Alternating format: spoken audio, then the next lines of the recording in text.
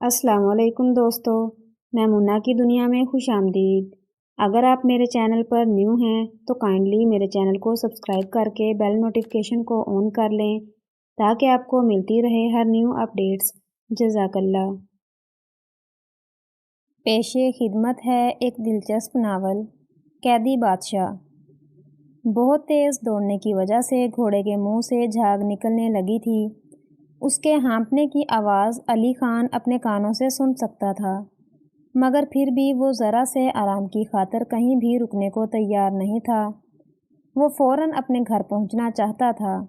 उसे अपनी बूढ़ी माँ की तरफ से सख्त फिक्र थी और वो दुआएं मांग रहा था कि खुदा करे उसकी माँ खैरियत से हो।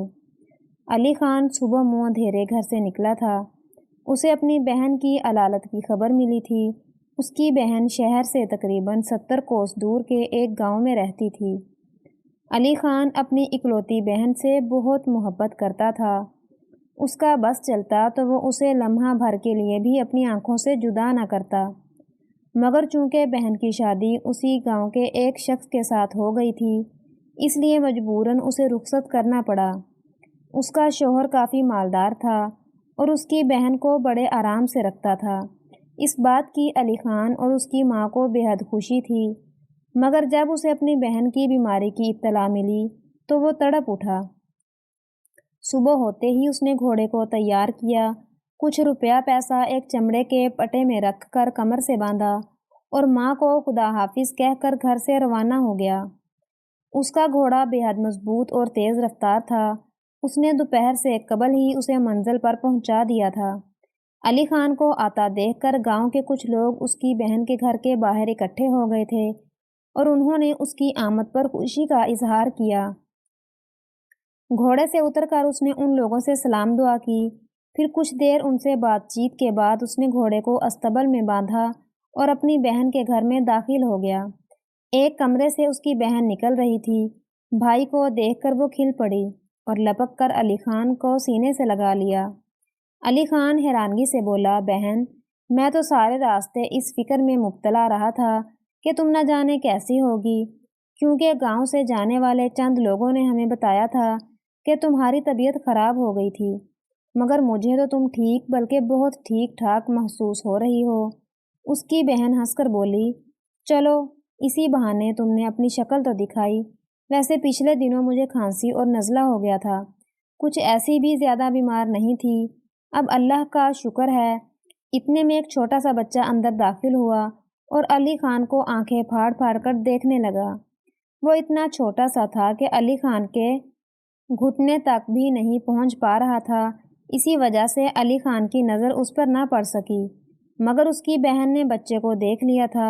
उसने झट उसे गोद में उठा लिया और अली खान से बोली, अली खान, ये तुम्हारा भांजा अब्दुल रहीम मुझे बहुत तंग कर रहा है।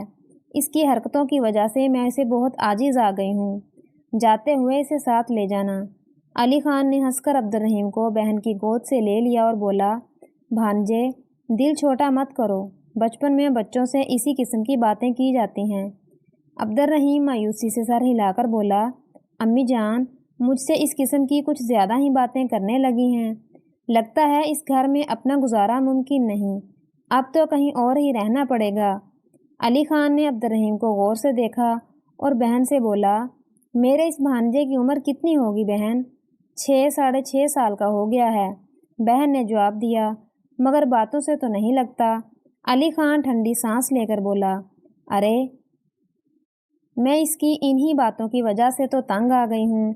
ये सारा दिन अपने बाप के पास उनके दोस्तों में घुसकर बैठा रहता है और उनसे तरह तरह की बातें सीख कर आ जाता है। बहन ने कुछ नाराज़गी से कहा, फिर कुछ याद करके बोली, मैं भी किन बातों में पड़ गई।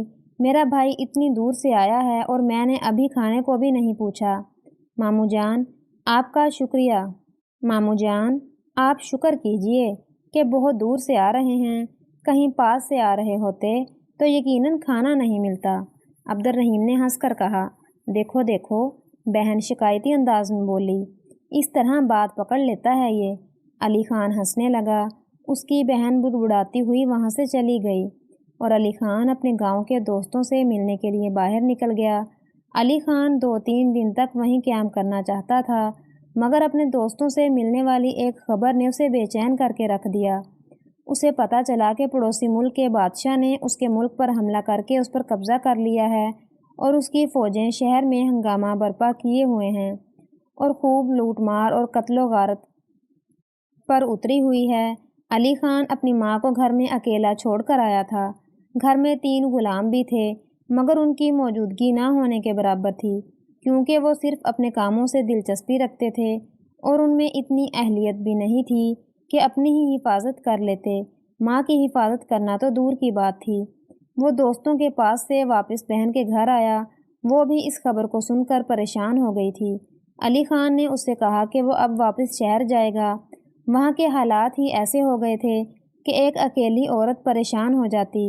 اس کی بہن نے جلدی سے دسترخوان بچھا کر کھانا لگایا۔ فکر کی وجہ سے علی خان کی بھوک ہی ختم ہو گئی تھی، پھر بھی بہن کا دل رکھنے کے لیے اس نے تھوڑا بہت کھانا کھایا۔ اس کے بعد اس نے وہ سامان نکال کر بہن کو دیا جو اس کی ماں نے اپنی بیٹی، داماد اور نواسے کو بھجوایا تھا۔ انہی باتوں میں کافی وقت گزر گیا اور پھر شام ہو گئی۔ اس نے جلدی سے گھوڑے پر زین کسی۔ اس کا بہنوئی ابھی تک اپنی دکان سے گھر نہیں آیا تھا، اس لیے اس سے ملاقات نہ ہو سکی۔ علی خان نے بہن اور بھانجے کو خدا حافظ کہا اور واپسی کے سفر پر روانہ ہو گیا۔ جب وہ اپنے شہر میں پہنچا تو ایک عجیب ہی نظارہ دیکھنے کو ملا۔ جگہ جگہ لوگوں کی خون میں ڈوبی ہوئی لاشیں بے ترتیبی سے پڑی تھیں، جن کے گھروں کو لوٹ مار کے بعد آگ لگا دی گئی تھی۔ ان کے شعلے سرد پڑ کر راکھ کی شکل میں ہوا کے ساتھ اڑ رہے تھے۔ اپنے شہر کی یہ حالت دیکھ کر علی خان کا دل غم و غصے سے بھر گیا۔ اس کی آنکھوں میں آنسو آ گئے۔ تھوڑی دیر بعد وہ اپنے گھر پہنچ گیا۔ اس کا گھر صحیح سلامت تھا۔ اس نے گھوڑے کو استبل میں باندھا اور جانے کے لیے مڑا ہی تھا کہ اندھیرے میں اسے کسی کی موجودگی کا احساس ہوا۔ کون ہے؟ اس نے کڑک کر پوچھا۔ اس کی آواز سن کر ایک سایہ دروازے کے پیچھے سے نکلا۔ وہ کوئی لڑکی تھی۔ علی خان اسے لے کر اپنے گھر میں داخل ہوا۔ اس کے آنے کا اس کی ماں کو پتہ چل گیا تھا، اس لیے دروازہ کھلا ملا تھا۔ ماں کو دیکھ کر علی خان کے چہرے پر ایک اطمینان بھری مسکراہٹ پھیل گئی۔ وہ ماں سے لپٹ گیا۔ ماں، مجھے آپ کی بہت فکر تھی۔ خدا کا شکر ہے کہ آپ خیریت سے ہیں۔ ماں بھی مسکرانے لگی، مگر لڑکی کو دیکھ کر وہ چونک پڑی۔ اگر میری آنکھیں دھوکہ نہیں کھا رہی ہیں تو یہ لڑکی ضرور شہزادی عنبر ہے۔ کچھ عرصہ پہلے جشن بہار کے میلے میں نے اسے دیکھا تھا، اس نے بڑبڑا کر کہا۔ ماں سے مل کر علی خان کو لڑکی کا خیال ہی نہیں رہا تھا۔ اس نے گھوم کر دیکھا۔ لڑکی بے حد اداس نظر آ رہی تھی اور اس کی آنکھوں میں آنسو بھرے ہوئے تھے۔ اس کے جسم پر شاہی پوشاک دیکھ کر علی خان بولا، ہاں ماں، یہ تو شاید شہزادی صاحبہ ہیں۔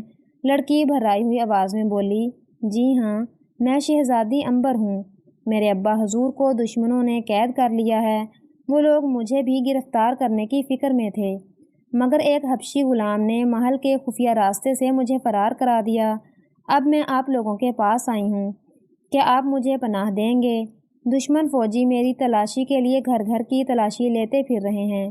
ماں بولی، بیٹی، کیسی باتیں کر رہی ہو؟ یہ تمہارا اپنا گھر ہے، پناہ دینے یا نہ دینے کا کیا سوال ہے؟ علی خان نے اب تک صرف شہزادی عنبر کے متعلق دوسروں سے ہی سنا تھا۔ شہزادی اپنی نیک عادتوں، رحم دلی اور خوبصورتی کی وجہ سے دور دور تک مشہور تھی، اور اب وہی شہزادی اس کے گھر پر موجود تھی۔ اس کی اداسی نے اس کے حسن میں 4 چاند لگا دیے تھے۔ اسے پریشان دیکھ کر علی خان کو اس سے ہمدردی محسوس ہونے لگی۔ ماں نے شہزادی کو دلاسا دیا اور پھر دسترخوان لگانے کے لیے چلی گئی۔ علی خان نے دھیرے سے کہا، شہزادی صاحبہ، یہ جو سب کچھ ہوا ہے مجھے اس پر سخت افسوس ہے۔ ہمارے بادشاہ سلامت اس قدر اوصاف کے مالک ہیں کہ روئے زمین پر ان جیسا کوئی دوسرا بادشاہ نہیں ہے۔ انہوں نے ہمیشہ رعایا کی بھلائی کے لیے اچھے اچھے کام کیے ہیں۔ میں نے آج تک کوئی بڑا کام نہیں کیا ہے، مگر اب میں اس بات کا وعدہ کرتا ہوں کہ بادشاہ سلامت کو اس ظالم بادشاہ کی قید سے چھڑا کر انہیں ان کا اصل مقام دلوا کر ہی دم لوں گا۔ علی خان کی باتیں سن کر شہزادی کے چہرے پر خوشی کی لہر دوڑ گئی۔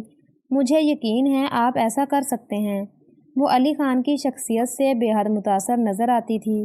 علی خان حالانکہ ابھی صرف 18-20 سال کا نوجوان تھا، مگر اتنی سی عمر میں ہی وقت نے اسے اپنی عمر سے کہیں زیادہ سوجھ بوجھ کا مالک بنا دیا تھا۔ اس کا باپ 4 سال ہوئے فوت ہو چکا تھا۔ اب گھر کی ساری ذمہ داری علی خان کے کاندھوں پر آ پڑی تھی۔ اس کے بعد کی شہر میں کپڑے کی دکان تھی جسے اب علی خان چلاتا تھا، مگر اسے اس کاروبار سے کوئی دلچسپی نہ تھی۔ وہ فرض سمجھ کر دکان پر بیٹھتا تھا، حالانکہ اس کے دل میں یہ امنگ تھی کہ وہ فوج میں کسی بڑے عہدے پر نہ سہی ایک معمولی سپاہی ہی ہوتا۔ شہزادی عنبر اب خاصی مطمئن نظر آتی تھی۔ تھوڑی دیر بعد ماں نے انہیں کھانے کے لیے بلایا، مگر کھانا شروع کرنے سے پہلے اس نے کچھ کھانا باندھ کر علی خان کو دیا اور کہا کہ اسے اس کے منہ بولی بہن کے گھر دے آئے۔ اس کی یہ منہ بولی بہن پچھلی گلی میں رہتی تھی۔ علی خان کی ماں کو پتہ چلا تھا کہ دشمن فوج کے ہنگاموں کی وجہ سے سب بازار بند تھے اور اس منہ بولی بہن کے گھر میں اتفاق سے سب کھانے پینے کی چیزیں ختم ہو گئی تھیں۔ علی خان ماں کا حکم سن کر فوراً ہی روانہ ہو گیا، مگر جب تھوڑی دیر بعد واپس آیا تو اس کے چہرے پر بے اطمینانی پھیلی ہوئی تھی۔ اس نے گھر میں گھستے ہی دروازہ بند کر دیا۔ اسے فکر مند دیکھ کر ماں بھی پریشان ہو گئی۔ کیا بات ہے بیٹا، یہ پریشانی کیسی؟ اس نے پوچھا۔ ماں، دشمن کے سپاہی شہزادی صاحبہ کی تلاش میں گھر گھر کی تلاشی لیتے پھر رہے ہیں، علی خان نے بتایا۔ پھر وہ اپنے کمرے میں جا کر اپنی تلوار اٹھا لایا۔ علی خان، پاگل مت بنو، تم ان سے جھگڑا مول لے کر کتنوں کو مارو گے؟ بہتر یہی ہے کہ ٹھنڈے دل سے اس بات کا حل سوچو، اس کی ماں نے سمجھاتے ہوئے کہا۔ یہ بات علی خان کی سمجھ میں آ گئی۔ اس نے تلوار ایک طرف رکھ دی۔ عین اسی وقت دروازے پر ایک زوردار دستک ہوئی۔ سب لوگ چونک کر دروازے کی طرف دیکھنے لگے۔ علی خان کی ماں نے شہزادی کو اپنے ساتھ لیا اور تیزی سے کمرے سے نکل گئی۔ وہ اسے لے کر نیچے تہہ خانے میں چلی گئی۔ کچھ دیر بعد علی خان نے دروازہ کھولا۔ 3 سپاہی تیزی سے اندر داخل ہوئے۔ دروازہ کھلنے میں اتنی دیر کیوں ہوئی تھی؟ ایک سپاہی نے علی خان کو غور سے دیکھتے ہوئے پوچھا۔ جی، میں سو رہا تھا، علی خان نے جھجکتے ہوئے کہا۔ ہم نے تمہارے ملک کو فتح کر لیا ہے، تمہارا بادشاہ ہماری قید میں ہے اور شہزادی فرار ہو گئی ہے، تمہارے گھر میں تو پناہ لینے نہیں آئی۔ علی خان نے بڑے زور سے نفی میں سر ہلا دیا۔ پھر بھی ہم تمہاری بات پر اعتبار نہیں کریں گے، ہم تمہارے گھر کی تلاشی لینا چاہتے ہیں، ایک سپاہی نے کہا، اور وہ سب لوگ مختلف کمروں میں گھس گئے۔ اچانک ایک سپاہی نے بقیہ دونوں سپاہیوں کو بھی آواز دی اور پھر وہ تینوں مل کر آپس میں سرگوشیاں کرنے لگے۔ علی خان اسی کمرے میں موجود تھا۔ انہیں کوئی سازش کرتا دیکھ کر اس کا ماتھا ٹھنکا اور وہ کسی نئے واقعے کا انتظار کرنے لگا۔ وہ تینوں سپاہی اس کے قریب آئے اور اسے بڑے غور سے دیکھنے لگے۔ پھر ان میں سے ایک نے کہا، لڑکے، بتاؤ شہزادی کہاں ہے؟ وہ یہاں نہیں آئی، علی خان نے بڑے سکون سے کہا۔ تم جھوٹ بولتے ہو، سپاہی دھاڑ کر بولا۔ تم کہہ رہے تھے کہ میں سو رہا تھا، مگر دوسرے کمرے میں وہ کھانا کس کا رکھا ہے جو یقیناً کئی آدمیوں کے لیے کافی ہوگا، اور یوں محسوس ہوتا ہے جیسے ابھی تک اسے شروع بھی نہیں کیا گیا ہو۔ اب علی خان کو احساس ہوا کہ اس سے کچھ بے وقوفی سرزد ہو گئی ہے۔ اسے دسترخوان اٹھوا دینا چاہیے تھا۔ اسے خاموش دیکھ کر دوسرے سپاہی نے کہا، لڑکے، ہمارا وقت ضائع مت کرو، بتاؤ تم نے اس شہزادی کو کہاں چھپایا ہے؟ بتاتا ہوں، ذرا صبر تو کرو، علی خان نے اپنی تلوار کی طرف بڑھتے ہوئے کہا۔ پھر اس کے ارادوں کو بھانپ کر سپاہیوں نے بھی میانوں سے اپنی تلواریں کھینچ لیں۔ تلوار اٹھا کر علی خان نے لیمپ کو زور سے لات ماری۔ وہ دیوار سے ٹکرا کر زور سے بھڑکا اور بجھ گیا۔ سپاہی یہ سمجھے کہ علی خان اندھیرے میں ان کو مار لینا چاہتا ہے، اس لیے انہوں نے اندھا دھند تلواریں چلانا شروع کر دیں۔ کمرے میں تلواروں کی جھنکار اور انسانی چیخوں کی آوازیں گونجنے لگیں، مگر علی خان دیوار کے ایک کونے سے لگا بڑے مزے سے کھڑا تھا۔ تھوڑی دیر بعد کمرے میں خاموشی چھا گئی۔ علی خان دوڑ کر تہہ خانے میں آیا، جہاں پر اس کی ماں اور شہزادی عنبر چھپی ہوئی تھی۔ اس نے دونوں کو پورا واقعہ سنایا۔ پھر وہ تینوں جلدی سے تہہ خانے سے باہر نکلے اور ایک دوسرا لیمپ روشن کر کے اس کمرے کا جائزہ لیا تو انہیں تینوں دشمن سپاہیوں کی لاشیں نظر آئیں۔ اب ان تینوں کو اٹھا کر باہر بھی پھینکنا پڑے گا، علی خان نے بڑی کمزور سی آواز بنا کر کہا۔ شہزادی عنبر اتنی پریشانیوں کے باوجود ہنس پڑی۔ آؤ پہلے کھانا کھا لو، علی خان کی ماں نے کہا، اور وہ تینوں دوسرے کمرے کی طرف بڑھ گئے۔ کھانا کھانے کے بعد علی خان ان تینوں کو اٹھا کر پانی کے ایک گڑھے میں ڈال آیا۔ ماں نے کمرے کو صاف کر دیا تھا۔ اور اب وہ شہزادی کے لیے ایک کمرے کو ٹھیک ٹھاک کر رہی تھی۔ ادھر شہزادی عنبر علی خان کو اپنی کہانی سنا رہی تھی۔ علی خان، یہ جو دن دیکھنا پڑا ہے سب میری بدولت ہوا ہے، کاش میں پیدا ہی نہ ہوئی ہوتی۔ یہ آپ کیا کہہ رہی ہیں؟ جو کچھ قسمت میں لکھا ہوتا ہے انسان کو ضرور اس کا سامنا کرنا پڑتا ہے، علی خان بولا۔ مگر یہ بات سمجھ میں نہیں آتی کہ اس پڑوسی ملک کو ایک دم سے کیا سوجی جو اس نے چپ چپاتے ہمارے ملک پر حملہ کر دیا۔ ایک تو وہ خود ہی بہت بڑا ملک ہے، پھر اس کی فوجی قوت بھی ہم سے بہت زیادہ ہے، اور اس پر یہ کہ حملہ بغیر اعلان جنگ کے کیا گیا۔ اس صورت میں تو کچھ بھی ہوا ہے اس پر کسی قسم کی حیرت کرنا ہی بیکار ہے۔ اس صورت میں تو کچھ بھی ہوا ہے اس پر کسی قسم کی حیرت کرنا ہی بیکار ہے۔ ہمارے ملک پر کبھی حملہ نہ ہوتا اگر ابا حضور اس ملک کے بادشاہ سے میری شادی کر دیتے۔ شادی؟ علی خان نے کچھ تعجب کے ساتھ پوچھا۔ جہاں تک میری معلومات کا تعلق ہے اس بادشاہ کی عمر کوئی 70 برس سے تو کسی بھی طرح کم نہ ہوگی۔ وہ 71 سال کا ہے، شہزادی سر ہلا کر بولی۔ اس نے اپنی 70ویں سالگرہ پر پچھلے سال ہمیں بھی بلایا تھا، وہیں اس نے مجھے بھی دیکھا تھا، اور پھر 1 ماہ پہلے بہت سارے تحائف کے ساتھ مجھ سے شادی کا پیغام بھی بھیج دیا۔ ظاہر ہے ابا حضور نے انکار کر دیا، جس سے ناراض ہو کر اس نے ہمارے ملک پر چڑھائی کر دی اور اب مجھے گرفتار کرا کے مجھ سے زبردستی شادی کرنا چاہتا ہے۔ علی خان خاموش ہو گیا۔ اس کے خوبصورت چہرے پر سوچ کی لکیریں ابھر آئی تھیں۔ شہزادی اسے بغور دیکھ رہی تھی۔ قدرے توقف کے بعد بولی، حالات کچھ ٹھیک ہو جائیں تو پھر میں اس ملک کا سفر اختیار کروں گا۔ وہ ہمارے بادشاہ سلامت کو قیدی بنا کر وہیں لے جائے گا۔ میں اپنے ملک اور انہیں آزاد کروانے کی پوری کوشش کروں گا۔ آپ کو میری وجہ سے بہت زحمت اٹھانا پڑ رہی ہے۔ علی خان کی بات سن کر شہزادی نے رنجیدگی سے کہا، نہیں شہزادی صاحبہ، آپ کو تو خواہ کی فکر لگ گئی ہے۔ یقین کیجئے مجھے ذرا سی بھی زحمت نہیں ہوئی۔ میرے لیے تو یہ ایک سنہری موقع ہے کہ مجھے دنیا کی مزید اونچ نیچ دیکھنے کا موقع مل رہا ہے۔ اب کے یہ تجربات میری آئندہ زندگی میں کام آئیں گے، علی خان نے کہا۔ یہ کام بہت کٹھن ہے، آپ کو اس میں بہت ساری تکلیفوں کا سامنا کرنا پڑے گا۔ شہزادی بدستور پریشان تھی۔ اللہ کے فضل و کرم سے میں مصیبتوں اور تکلیفوں سے نبرد آزما ہونے کی طاقت رکھتا ہوں، علی خان نے بڑے مضبوط لہجے میں کہا، اور مجھے یقین ہے کہ میں اپنے مقصد میں کامیاب ہو کر لوٹوں گا۔ آپ کامیاب ہو گئے تو ابا حضور آپ کو بہت سے انعام و اکرام سے نوازیں گے، شہزادی بولی۔ اس کی بات پر علی خان افسردہ سا ہو گیا۔ اس نے کسی قدر خشک لہجے میں کہا، شہزادی صاحبہ، آپ غلط سمجھی ہیں۔ آپ کے ابا حضور کے پاس دولت سے بھرے ہوئے خزانے ہیں۔ اگر وہ اس میں سے مجھے کچھ دے بھی دیں گے تو ان میں کوئی کمی نہیں آئے گی، مگر میرے اندر کا وہ انسان ہمیشہ کے لیے مر جائے گا جو کسی لالچ کے بغیر دوسروں کی مدد پر آمادہ ہو جاتا ہے۔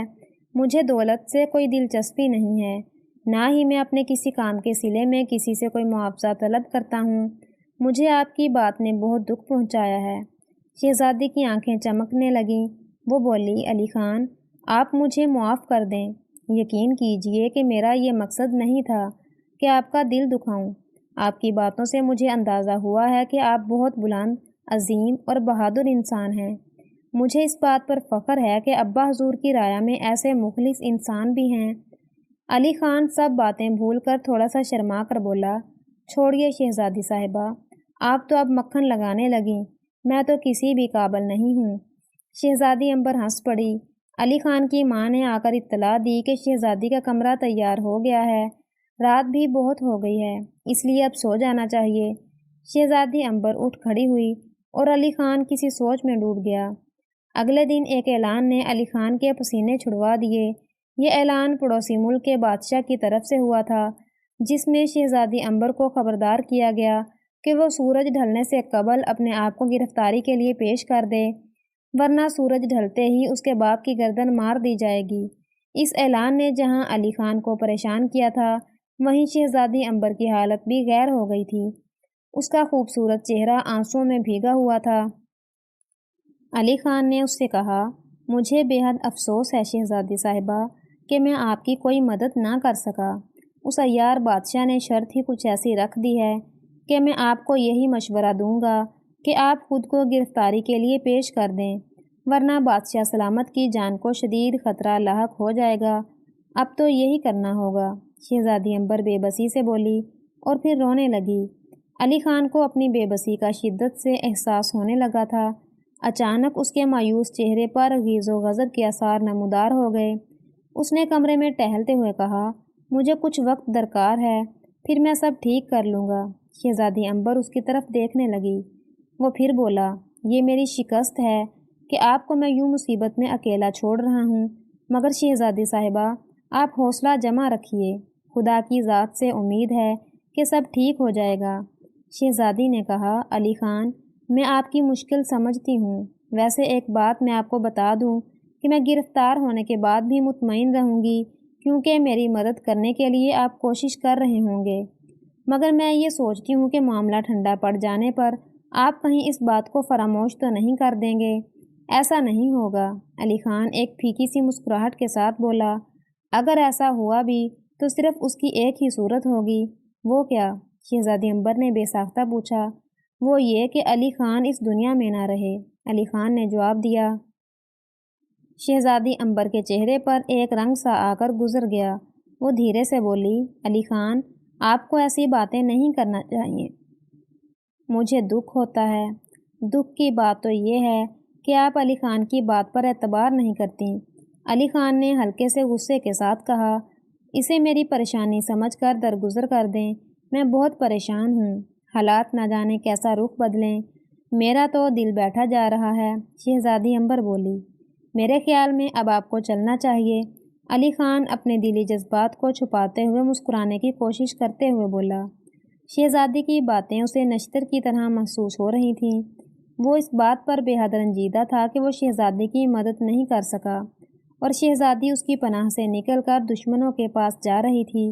شہزادی عنبر اس کی دلی کیفیت سے آگاہ تھی۔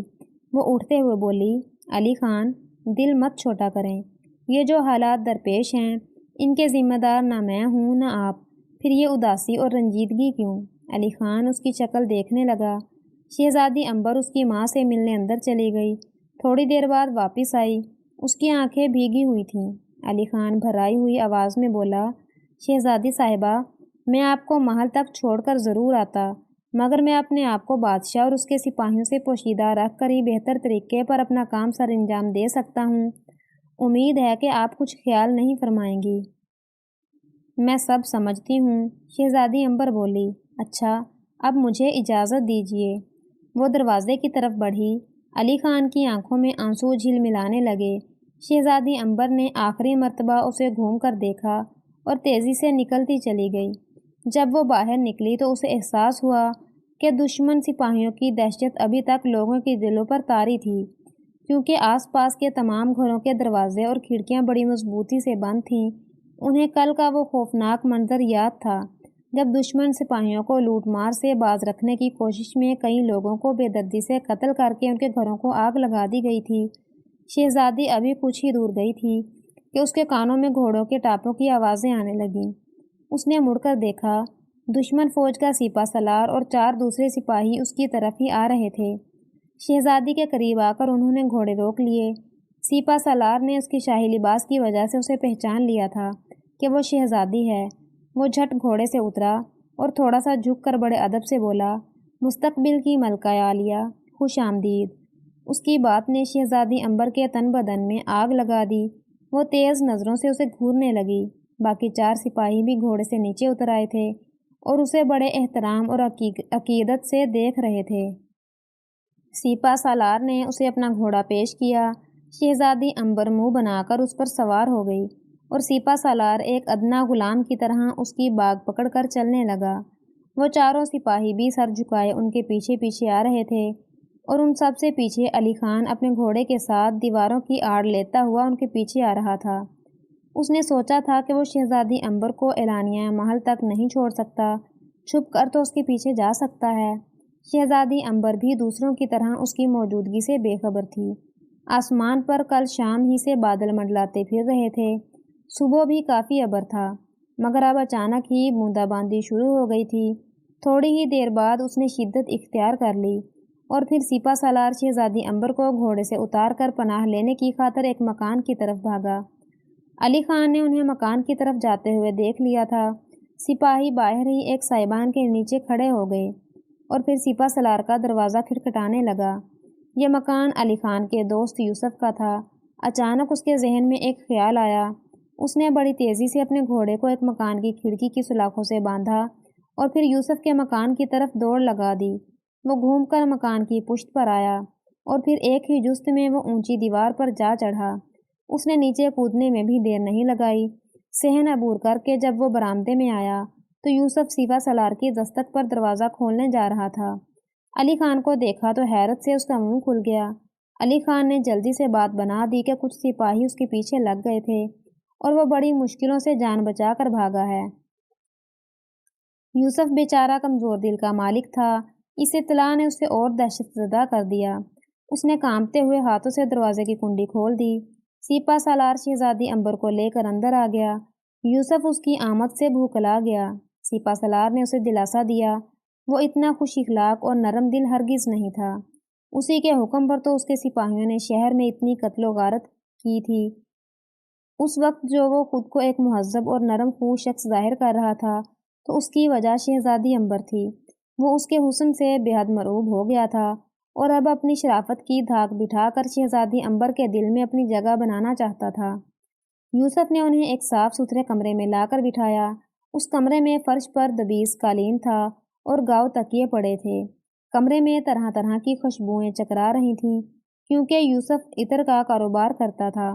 شہزادی عنبر نے جب علی خان کو وہاں موجود پایا تو اس کے چہرے پر شدید حیرت کے آثار پیدا ہو گئے، مگر علی خان کی حالت سے یوں پتہ چلتا تھا کہ جیسے اس نے کبھی شہزادی عنبر کو دیکھا ہی نہیں ہے۔ وہ بڑی لاتعلقی سے بیٹھا ہوا تھا۔ یوسف کی بیوی بچوں کو لے کر اپنے ماں کے گھر گئی ہوئی تھی، اس لیے وہ گھر میں اکیلا ہی تھا۔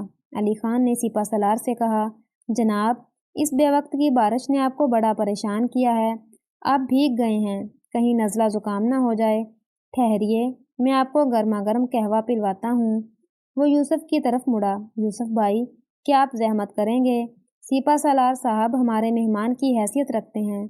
انہوں نے ہمارے گھر کا انتخاب کر کے ہمیں بہت عزت بخشی ہے۔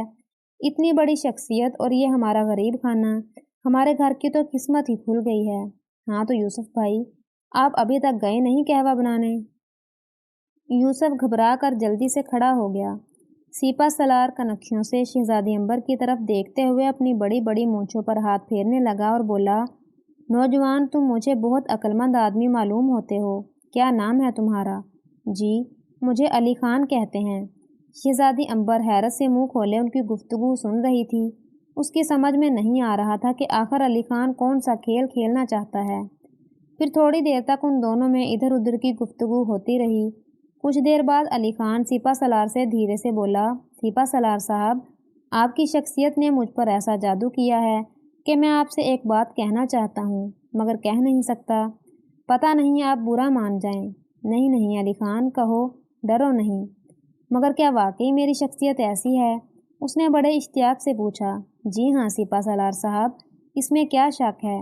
میرے خیال میں تو یہ خاتون جو آپ کے ساتھ ہیں شہزادی عنبر کہلاتی ہیں۔ نام تو ان کا یہی ہے، مگر تمہارا اس بات سے کیا مطلب ہے؟ سپہ سالار نے تعجب سے پوچھا۔ مجھے یہ سن کر ازحد افسوس ہے کہ ان جیسی خوبصورت خاتون کے ساتھ آپ کا بوڑھا بادشاہ شادی کرنا چاہتا ہے۔ حالانکہ سچ پوچھیے تو آپ کی اور ان کی جوڑی خوب رہے گی۔ علی خان نے اتنے دھیرے سے کہا کہ شہزادی عنبر نہ سن سکے۔ سپہ سالار کے دل میں تو پہلے ہی چور چھپا بیٹھا تھا۔ اس کی تو یہ سن کر بانچیں کھل گئیں اور بولا، نوجوان، نوجوان، تمہاری باتیں اتنی مزیدار ہیں، دل چاہتا ہے کہ گھنٹوں بیٹھ کر سنی جائیں۔ مگر بھائی، کیا شہزادی صاحبہ اس پر راضی ہو جائیں گی؟ شہزادی کو رضامند کرنے کی ذمہ داری میں لیتا ہوں۔ آپ اس بوڑھے بادشاہ سے چھٹکارا پانے کی ترکیب کیجیے۔ علی خان نے بڑی سنجیدگی سے کہا۔ آپ غالباً انہیں بادشاہ کے پاس لے جا رہے تھے؟ ہاں، مگر بادشاہ کی مجھے کوئی فکر نہیں ہے۔ میں نے اتنی دولت جمع کر لی ہے کہ اسے لے کر اگر کسی دوسرے ملک نکل جاؤں تو میری کئی پشتیں بغیر کوئی کام کیے عیش سے زندگی بسر کر سکتی ہیں۔ سپہ سالار نے کہا، ٹھیک ہے۔ علی خان نے سر ہلا کر کہا، پھر کھنکار کر شہزادی عنبر کی طرف متوجہ ہوا۔ شہزادی صاحبہ، محترم سپہ سالار صاحب کو آپ اچھی طرح جانتی ہیں۔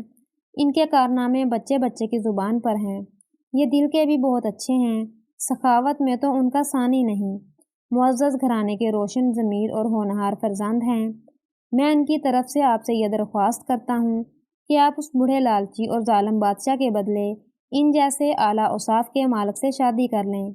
اپنی تعریفیں سن سن کر سپہ سالار کا سینہ خوشی سے پھول گیا تھا اور وہ منہ اٹھا کر اور آنکھیں پھاڑے چھت کو گھور رہا تھا، مگر اس کے کان شہزادی امبر کی آواز کے منتظر تھے۔ علی خان نے شہزادی امبر کو سپہ سالار کی آنکھ بچا کر ہاں کرنے کا اشارہ کر دیا تھا۔ شہزادی نے ایک نظر سپہ سالار کو دیکھا اور بمشکل اپنی ہنسی ضبط کرتے ہوئے بولی، یہ جو خاصیتیں آپ نے گنوائی ہیں، اگر وہ واقعی سپہ سالار صاحب میں موجود ہیں تو میں رضامند ہوں۔ سپہ سالار بھرائی ہوئی آواز میں بولا، شہزادی صاحبہ، میں بھی بہت بے خبر آدمی ہوں۔ اپنی ان خصوصیات کا مجھے علم ہی نہیں ہوا تھا، مگر یہ شریف نوجوان جس کا نام علی خان ہے کبھی جھوٹ نہیں بول سکتا۔ میں آپ کا شکر گزار ہوں کہ آپ نے میری درخواست منظور فرما لی۔ آپ ہمیشہ مجھے اپنی ادنا غلام پائیں گی۔ علی خان بولا، سپہ سالار، ایک بات کا خیال رکھیے گا کہ شہزادی صاحبہ کو بزدل آدمیوں سے سخت نفرت ہے۔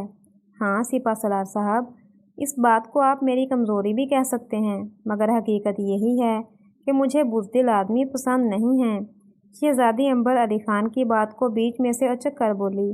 وہ سمجھ گئی تھی کہ علی خان اس طرح کی باتیں کر کے سپہ سالار سے کوئی چال چل رہا ہے۔ بزدل آدمیوں کو اس دنیا میں جینے کا کوئی حق نہیں۔ سپہ سالار بڑے زور سے چیخ کر بولا اور پھر داد طلب نظروں سے پہلے علی خان کو اور پھر شہزادی امبر کو دیکھنے لگا۔ واہ، سبحان اللہ! شہزادی امبر جھوم کر بولی، کس قدر بلند خیالات ہیں آپ کے! مجھے حیرت ہے کہ اتنا قابل آدمی ایک معمولی سپہ سالار کے عہدے پر فوج میں پڑا سڑ رہا ہے۔ اف، کس قدر ناانصافی ہے! مگر شہزادی صاحبہ، اب یہ ناانصافی ختم ہونے والی ہے۔ انصاف کا سورج طلوع ہونے والا ہے۔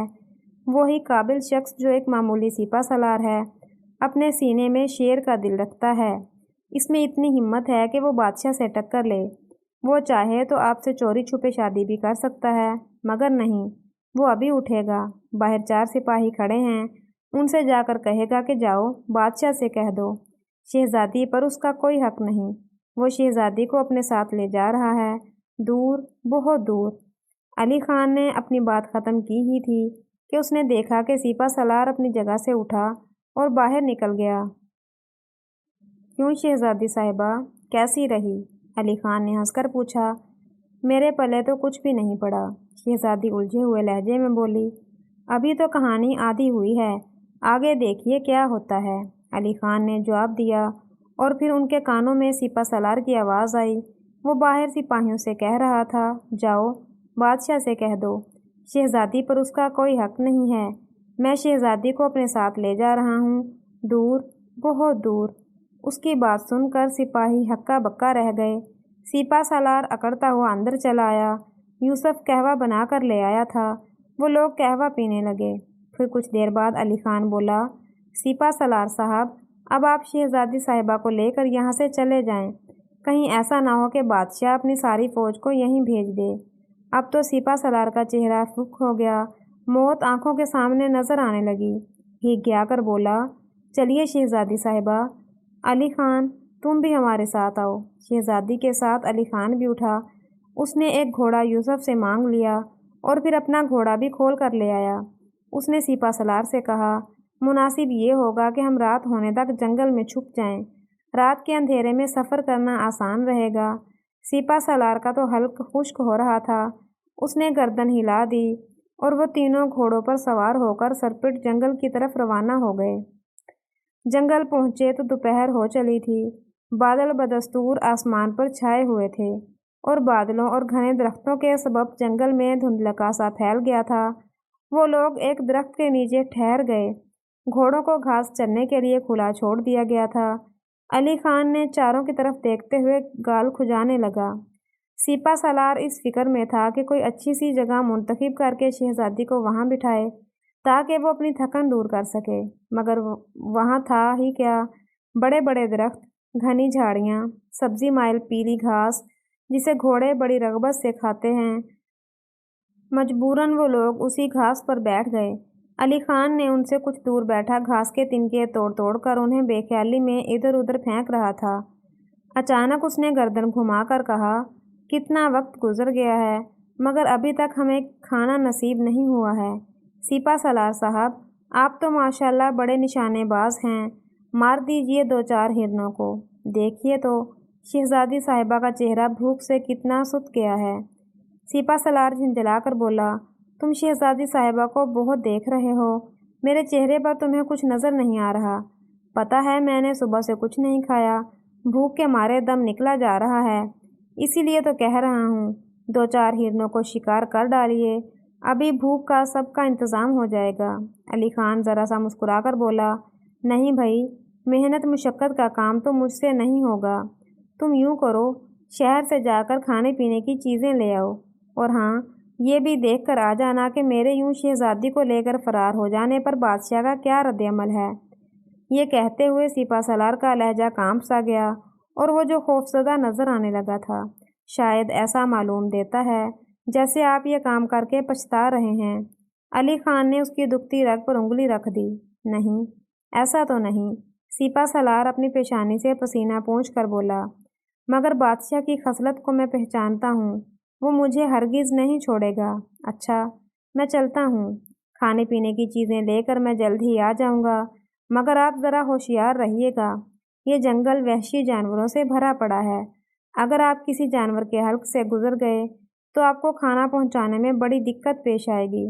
सिपा सलार एक खौफज़दा सी हंसी हंसकर बोला, क्यों डराते हो अली खान, मुझे वैसे ही भूख लग रही है। अली खान ने मुस्कुराते हुए अपने घोड़े को आवाज़ दी और इशारों ही इशारों में शहजादी अंबर को तसल्ली देकर वो घोड़े पर सवार होकर शहर की तरफ रवाना हो गया। तकरीबन 2 घंटे बाद जब वो वापस आया तो उसके चेहरे पर संजीदगी तारी थी। उसने खाना सिपा सलार और शहजादी के सामने रख दिया और खुद दरख्त से टेक लगाकर खड़ा हो गया। वो खाने में शरीक नहीं हुआ था। जब वो लोग खाना खा चुके तो सिपा सलार ने पूछा, हाँ भाई अली खान, अब बताओ शहर के क्या हालात हैं। जवाब में अली खान ने म्यान से अपनी तलवार निकाल कर उसकी गर्दन पर रखी और सिपा सलार खौफज़दा नज़रों से उसे देखने लगा। देख रही हो शहजादी, इस नामाकूल लड़के की हरकत, अगर मेरा दिल बंद हो जाए, शहजादी बोली। सिपा सलार साहब, बड़ों के बीच में बोलने से अब्बा हजूर ने मना फरमाया है, मैं क्या बोलूं। सिपा सलार घिघिया कर बोला, अबे गर्दन कट जाएगी, इसे हटा। अली खान उसको सख्त नज़रों से घूरते हुए बोला, मुझे तुम्हारी कटी हुई गर्दन ही चाहिए। सिपा सलार साहब, बादशाह ने तुम्हारे सर की कीमत 20,000 अशरफियाँ रखी हैं। उसके सिपाही तुम्हें शिकारी कुत्तों की तरह ढूंढते फिर रहे हैं। अगर उनके हथे चढ़ गए तो जब ही मारे जाओगे। क्यों ना मैं ही इस मौका से फ़ायदा उठा लूँ। सिपा सलार थर थर काँप रहा था। उसके दांत आपस में टकरा कर बुलंद आवाज़ से बज रहे थे। उसने हाथ उठाकर कहा, ठहरो। फिर उसने अपने चोगे के अंदर हाथ डालकर चमड़े का एक पटका निकाला और उसमें से खनखनाती अशरफियों का ढेर अली खान के कदमों में डालकर बोला, गिन लो, पूरी 50,000 हैं, मगर अब तो तलवार हटा लो। अली खान ने तलवार तो हटा ली मगर बोला, क्यों इन अशरफियों को भी ज़ाया करते हो। बादशाह तुम्हें पाताल में भी नहीं छोड़ेगा। अली खान, मैं बादशाह को जानता हूँ, वो तुमसे ज़्यादा ख़तरनाक नहीं है। चलो आओ शहज़ादी, अब हम चलते हैं। बादशाह से तो मेरी दुश्मनी हो गई है, अब सारी ज़िंदगी उससे छुप कर रहना होगा। शहज़ादी को कहाँ ले चले? अली खान ने कड़क कर कहा। अच्छा, अब शहज़ादी पर भी अपना हक जमाओगे? सिपा सलार गुस्से से तिलमिला कर बोला, ये 25,000 अशरफियाँ काफ़ी नहीं हैं। तुम ये अशरफियाँ देकर मुझ पर एहसान नहीं कर रहे। ये अशरफियाँ तुमने मुझे इसलिए दी हैं कि मैं तुम्हारे सर को तुम्हारे शानों पर ही रहने दूँ। अगर धौंस से काम लिया तो मैं 20,000 अशरफियों पर ही कनायत कर लूँगा। सिपा सलार घबरा कर बोला, ठीक है, संभालो इस शहज़ादी को भी, मुझे तो खैरियत से जाने दो। ये कहकर वो तेज़ी से उठा और अपने घोड़े पर सवार होकर जंगल में गायब हो गया। अली खान शहज़ादी की तरफ मुड़ा। आपकी समझ में कुछ आया? शहज़ादी ने नफ़ी में सर हिला दिया। वो खासी हैरान लग रही थी। अली खान बोला, शहज़ादी साहिबा, اب آپ بالکل محفوظ ہو گئی ہیں، آپ کے ابا حضور کو بھی کوئی خطرہ نہیں۔ بادشاہ یہ سمجھ رہا ہے کہ آپ کو سپہ سالار اپنے ساتھ زبردستی لے گیا ہے، اس لیے اب وہ آپ کے ابا حضور کو کوئی نقصان نہیں پہنچائے گا، صرف قید نہیں رکھے گا، سپہ سالار اپنی جان بچائے بچائے پھرے گا۔ اب آپ میرے گھر چلیے، وہاں پر آرام سے رہیے، میں آپ کے ابا حضور کو رہا کرانے کی کوئی ترکیب کروں گا۔ شہزادی عنبر علی خان کو تعریفی نظروں سے دیکھنے لگی۔ علی خان، آپ تو واقعی بڑے باکمال ہو۔ جی ہاں، اگر باکمال نہ ہوتا تو یہ 25,000 اشرفیاں سپہ سالار کی گرہ سے نہیں نکلوا سکتا تھا۔ علی خان اشرفیاں سمیٹتا ہوا بولا، آپ اتنی ساری اشرفیوں کا کیا کریں گے؟ شہزادی عنبر نے پوچھا۔ ماں کو لے جا کر دے دوں گا، وہ کہتی ہے کہ بیٹا کچھ رقم جمع ہو جائے تو تیری شادی بیاہ کی بات چلاؤں۔ چلیے شادی کا بندوبست تو ہوا۔ علی خان ہنس کر بولا۔ شہزادی عنبر مسکرانے لگی۔ وہ دونوں شام تک وہاں رہے۔ علی خان کا خیال تھا کہ وہ رات کو گھر جانے میں یہ خدشہ نہیں ہوگا کہ بادشاہ کے سپاہی انہیں دیکھ لیں گے، اور ہوا بھی یہی۔ جب وہ لوگ شہر میں داخل ہوئے تو ان کی کسی سپاہی سے بھی مٹ بھیڑ نہ ہو سکی۔ اس کی وجہ شدید بارش بھی تھی جو شام ہوتے ہی شروع ہو گئی تھی۔ وہ دونوں بری طرح بھیگ گئے تھے، مگر کسی نہ کسی طرح گھر پہنچ ہی گئے۔ یہ ایک الگ بات ہے کہ شہزادی کو بھیگنے کی وجہ سے چھینکیں آنے لگی تھیں اور وہ ہر چھینک پر برے برے سے منہ بنا رہی تھی۔ علی خان کی ماں نے اسے گرم گرم قہوہ پلا کر نرم نرم بستر میں لٹا دیا اور تاکید کی کہ وہ چپ چاپ سو جائے، صبح تک وہ بالکل ٹھیک ہو جائے گی۔ علی خان یوسف کا گھوڑا واپس کرنے اس کے گھر چلا گیا۔ اگلے دن دشمن ملک کے بادشاہ نے شہزادی عنبر کے ملک کی باغ ڈور اپنے وزیر کے ہاتھ میں دے دی اور اپنے ملک کو روانہ ہو گیا۔ وہ اپنے ساتھ قیدی بادشاہ کو بھی لے گیا تھا۔ سارے راستے وہ سپہ سالار کو کوستا جا رہا تھا، جس نے اس کی اچھی بھلی شادی میں رکاوٹ کھڑی کر دی تھی۔ اس کی روانگی کی اطلاع علی خان کو بھی مل گئی تھی۔ اس نے شہزادی عنبر کو تمام صورتحال سے آگاہ کیا اور اس بادشاہ کے ملک میں جانے کی تیاریاں کرنے لگا۔ دوسرے دن وہ سفر پر روانہ ہو گیا۔ اس کی ماں اور شہزادی عنبر نے اس کے لیے اچھی اچھی چیزیں پکا کر اس کے ساتھ کر دیں تاکہ وہ راستے میں ان کو کھا سکے۔ سورج طلوع ہونے کے ساتھ ہی علی خان نے اپنی ماں اور شہزادی عنبر کو خدا حافظ کہا اور وہاں سے روانہ ہو گیا۔ 7 دن کی مسلسل مسافت کے بعد وہ اپنے منزل مقصود تک پہنچ گیا۔ اس کے پاس کافی رقم تھی، اس لیے وہ بڑے ٹھاٹ سے کسی بھی سرائے میں قیام کر سکتا تھا۔ شہر میں داخل ہو کر اس نے سرائے کی تلاشی میں ادھر ادھر دیکھا۔ ایک بھلے آدمی نے اندازہ لگا لیا کہ وہ کسی شخص کی تلاش میں ہے، تو وہ اس کے قریب آیا۔ اجنبی، شاید بڑے دور سے آ رہے ہو، کس کی تلاش ہے؟ میں تمہاری مدد کر کے خوشی محسوس کروں گا۔ اس آدمی نے کہا، آپ کی ہمدردی کا بہت شکریہ، براہ کرم کسی سرائے تک میری رہنمائی کیجیے۔ رات ہو چلی ہے، کہیں ایسا نہ ہو کہ یہ رات مجھے کھلے آسمان کے نیچے بسر کرنا پڑے۔ علی خان نے بڑی متانت سے کہا، میرے ساتھ آؤ، میں تمہیں اس شہر کے سب سے عمدہ سرائے میں لے چلتا ہوں۔ اس آدمی نے کہا اور علی خان گھوڑے کی باگ تھامے اس کے ساتھ روانہ ہو گیا۔ اس آدمی نے ایک عظیم الشان عمارت کے سامنے لے جا کر کھڑا کر دیا اور بولا، اچھا اب میں چلتا ہوں، اگر میرے لائق اور کوئی خدمت ہے تو بتاؤ۔ علی خان نے اس کا شکریہ ادا کیا اور وہ آدمی رخصت ہو گیا۔ علی خان نے آگے بڑھ کر دروازہ کھٹکھٹایا۔ دروازہ کھٹکھٹا کر اس نے کچھ دیر تو انتظار کیا، مگر کسی نے دروازہ نہیں کھولا۔ علی خان نے دوبارہ دستک دی۔ اس بار دروازہ کھل گیا۔ دروازہ بڑی آہستگی سے کھولا گیا تھا اور کھولنے والا ایک 10-11 سال کا لڑکا تھا۔ اس کی آنکھیں خوف و دہشت سے پھیلی ہوئی تھیں۔ اس نے لبوں پر انگلی رکھ کر علی خان کو خاموش رہنے کا اشارہ کیا اور آہستگی سے بولا، جناب آپ یہاں سے بھاگ جائیں، اندر ڈاکو موجود ہیں جنہوں نے اس سرائے کے مالک کو باندھ کر آتش دان میں ٹھونس دیا ہے اور اب اس کی جمع شدہ پونجی پر ہاتھ صاف کر رہے ہیں۔ اچھا، علی خان نے حیرت سے کہا، مگر باقی لوگ کہاں ہیں؟ سرائے میں کچھ لوگ تو ٹھہرے ہی ہوں گے۔ جی، ڈاکوؤں کے خوف سے وہ اپنے اپنے کمروں کو اندر سے بند کر کے بیٹھ گئے ہیں۔ جب ڈاکو آئے تھے تو میں باورچی خانے میں برتن صاف کر رہا تھا، میں بھی وہیں کنڈی بند کر کے بیٹھ جاتا، مگر اس کے دروازے میں کنڈی نہیں ہے۔ لڑکے نے ایک ہی سانس میں اپنی بات مکمل کر لی اور پھر خوفزدہ انداز میں پیچھے مڑ کر دیکھنے لگا۔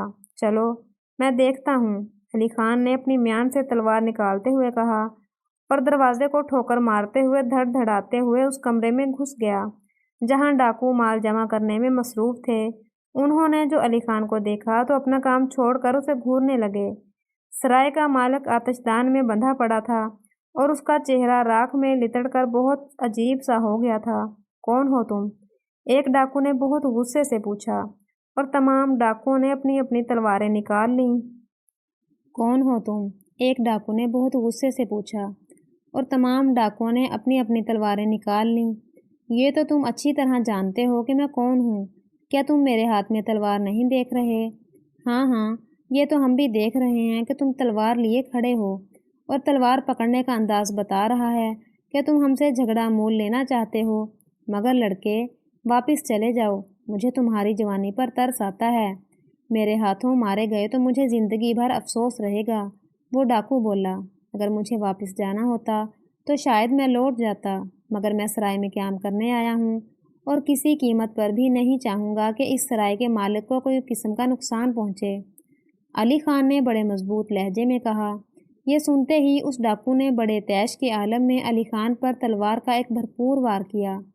علی خان تھوڑا سا ترچھا ہو کر اس کا وار بچا گیا اور فوراً ہی بڑی پھرتی سے جوابی وار کیا۔ اس کی تلوار لمحہ بھر کو فضا میں چمکی اور یہ چمک اس ڈاکو کی گردن کے پاس آ کر ختم ہو گئی۔ ڈاکو کے ساتھی بڑی حیرت سے اس کی کٹی ہوئی گردن اور تڑپتے ہوئے جسم کو دیکھ رہے تھے۔ ان میں سے ایک ڈاکو ہلکلا کر بولا، یہ ہمارا سردار تھا، تم نے اسے مار ڈالا۔ سردار اتنی آسانی سے مارا گیا تو اس کے ساتھیوں کو مارنا تو بہت ہی آسان ہوگا۔ علی خان خوش ہو کر بولا اور تلوار سونت کر ان کی طرف بڑھا۔ انہی سبھوں نے اپنی اپنی تلواریں پھینک دیں اور علی خان کے قدموں میں گر پڑے۔ ایک ڈاکو روتے ہوئے بولا، یہ ہماری غلطی تھی کہ ہم نے اس آدمی کو اپنا سردار چنا تھا۔ آپ بہت پھرتیلے اور بہادر ہیں، آج سے آپ ہمارے سردار ہیں۔ جلدی سے یہ مال سمیٹیں، 2 گھنٹے بعد وزیر کے گھر بھی ڈاکہ ڈالنا ہے۔ آپ کو اونچی عمارتوں پر کمند تو ڈالنا آتی ہوگی، تم مجھے بھی اس غلط راستے پر ڈالنا چاہتے ہو؟ علی خان آنکھیں نکال کر بولا، میں تمہیں اسی صورت میں معاف کروں گا کہ تم اپنی حرکتوں سے توبہ کر لو اور نیک بن کر زندگی گزارو۔ ان لوگوں نے وعدہ کر لیا۔ علی خان نے انہیں چھوڑ دیا۔ پھر اس نے سرائے کے مالک کو آتش دان سے نکال کر سرائے کا مالک بہت خوش تھا۔ اس کی محنت سے کمائی ہوئی دولت لوٹتے لوٹتے بچی تھی۔ وہ بار بار علی خان کا شکریہ ادا کر رہا تھا۔ پھر اس نے علی خان کے رہنے کے لیے ایک اچھا سا کمرہ تیار کروایا اور علی خان کھانا کھا کر بستر پر دراز ہو گیا۔ تھکن کے مارے اس کا برا حال تھا، اس لیے وہ جلد ہی سو گیا۔ اگلے دن وہ شہر کا جائزہ لینے کے لیے نکلا۔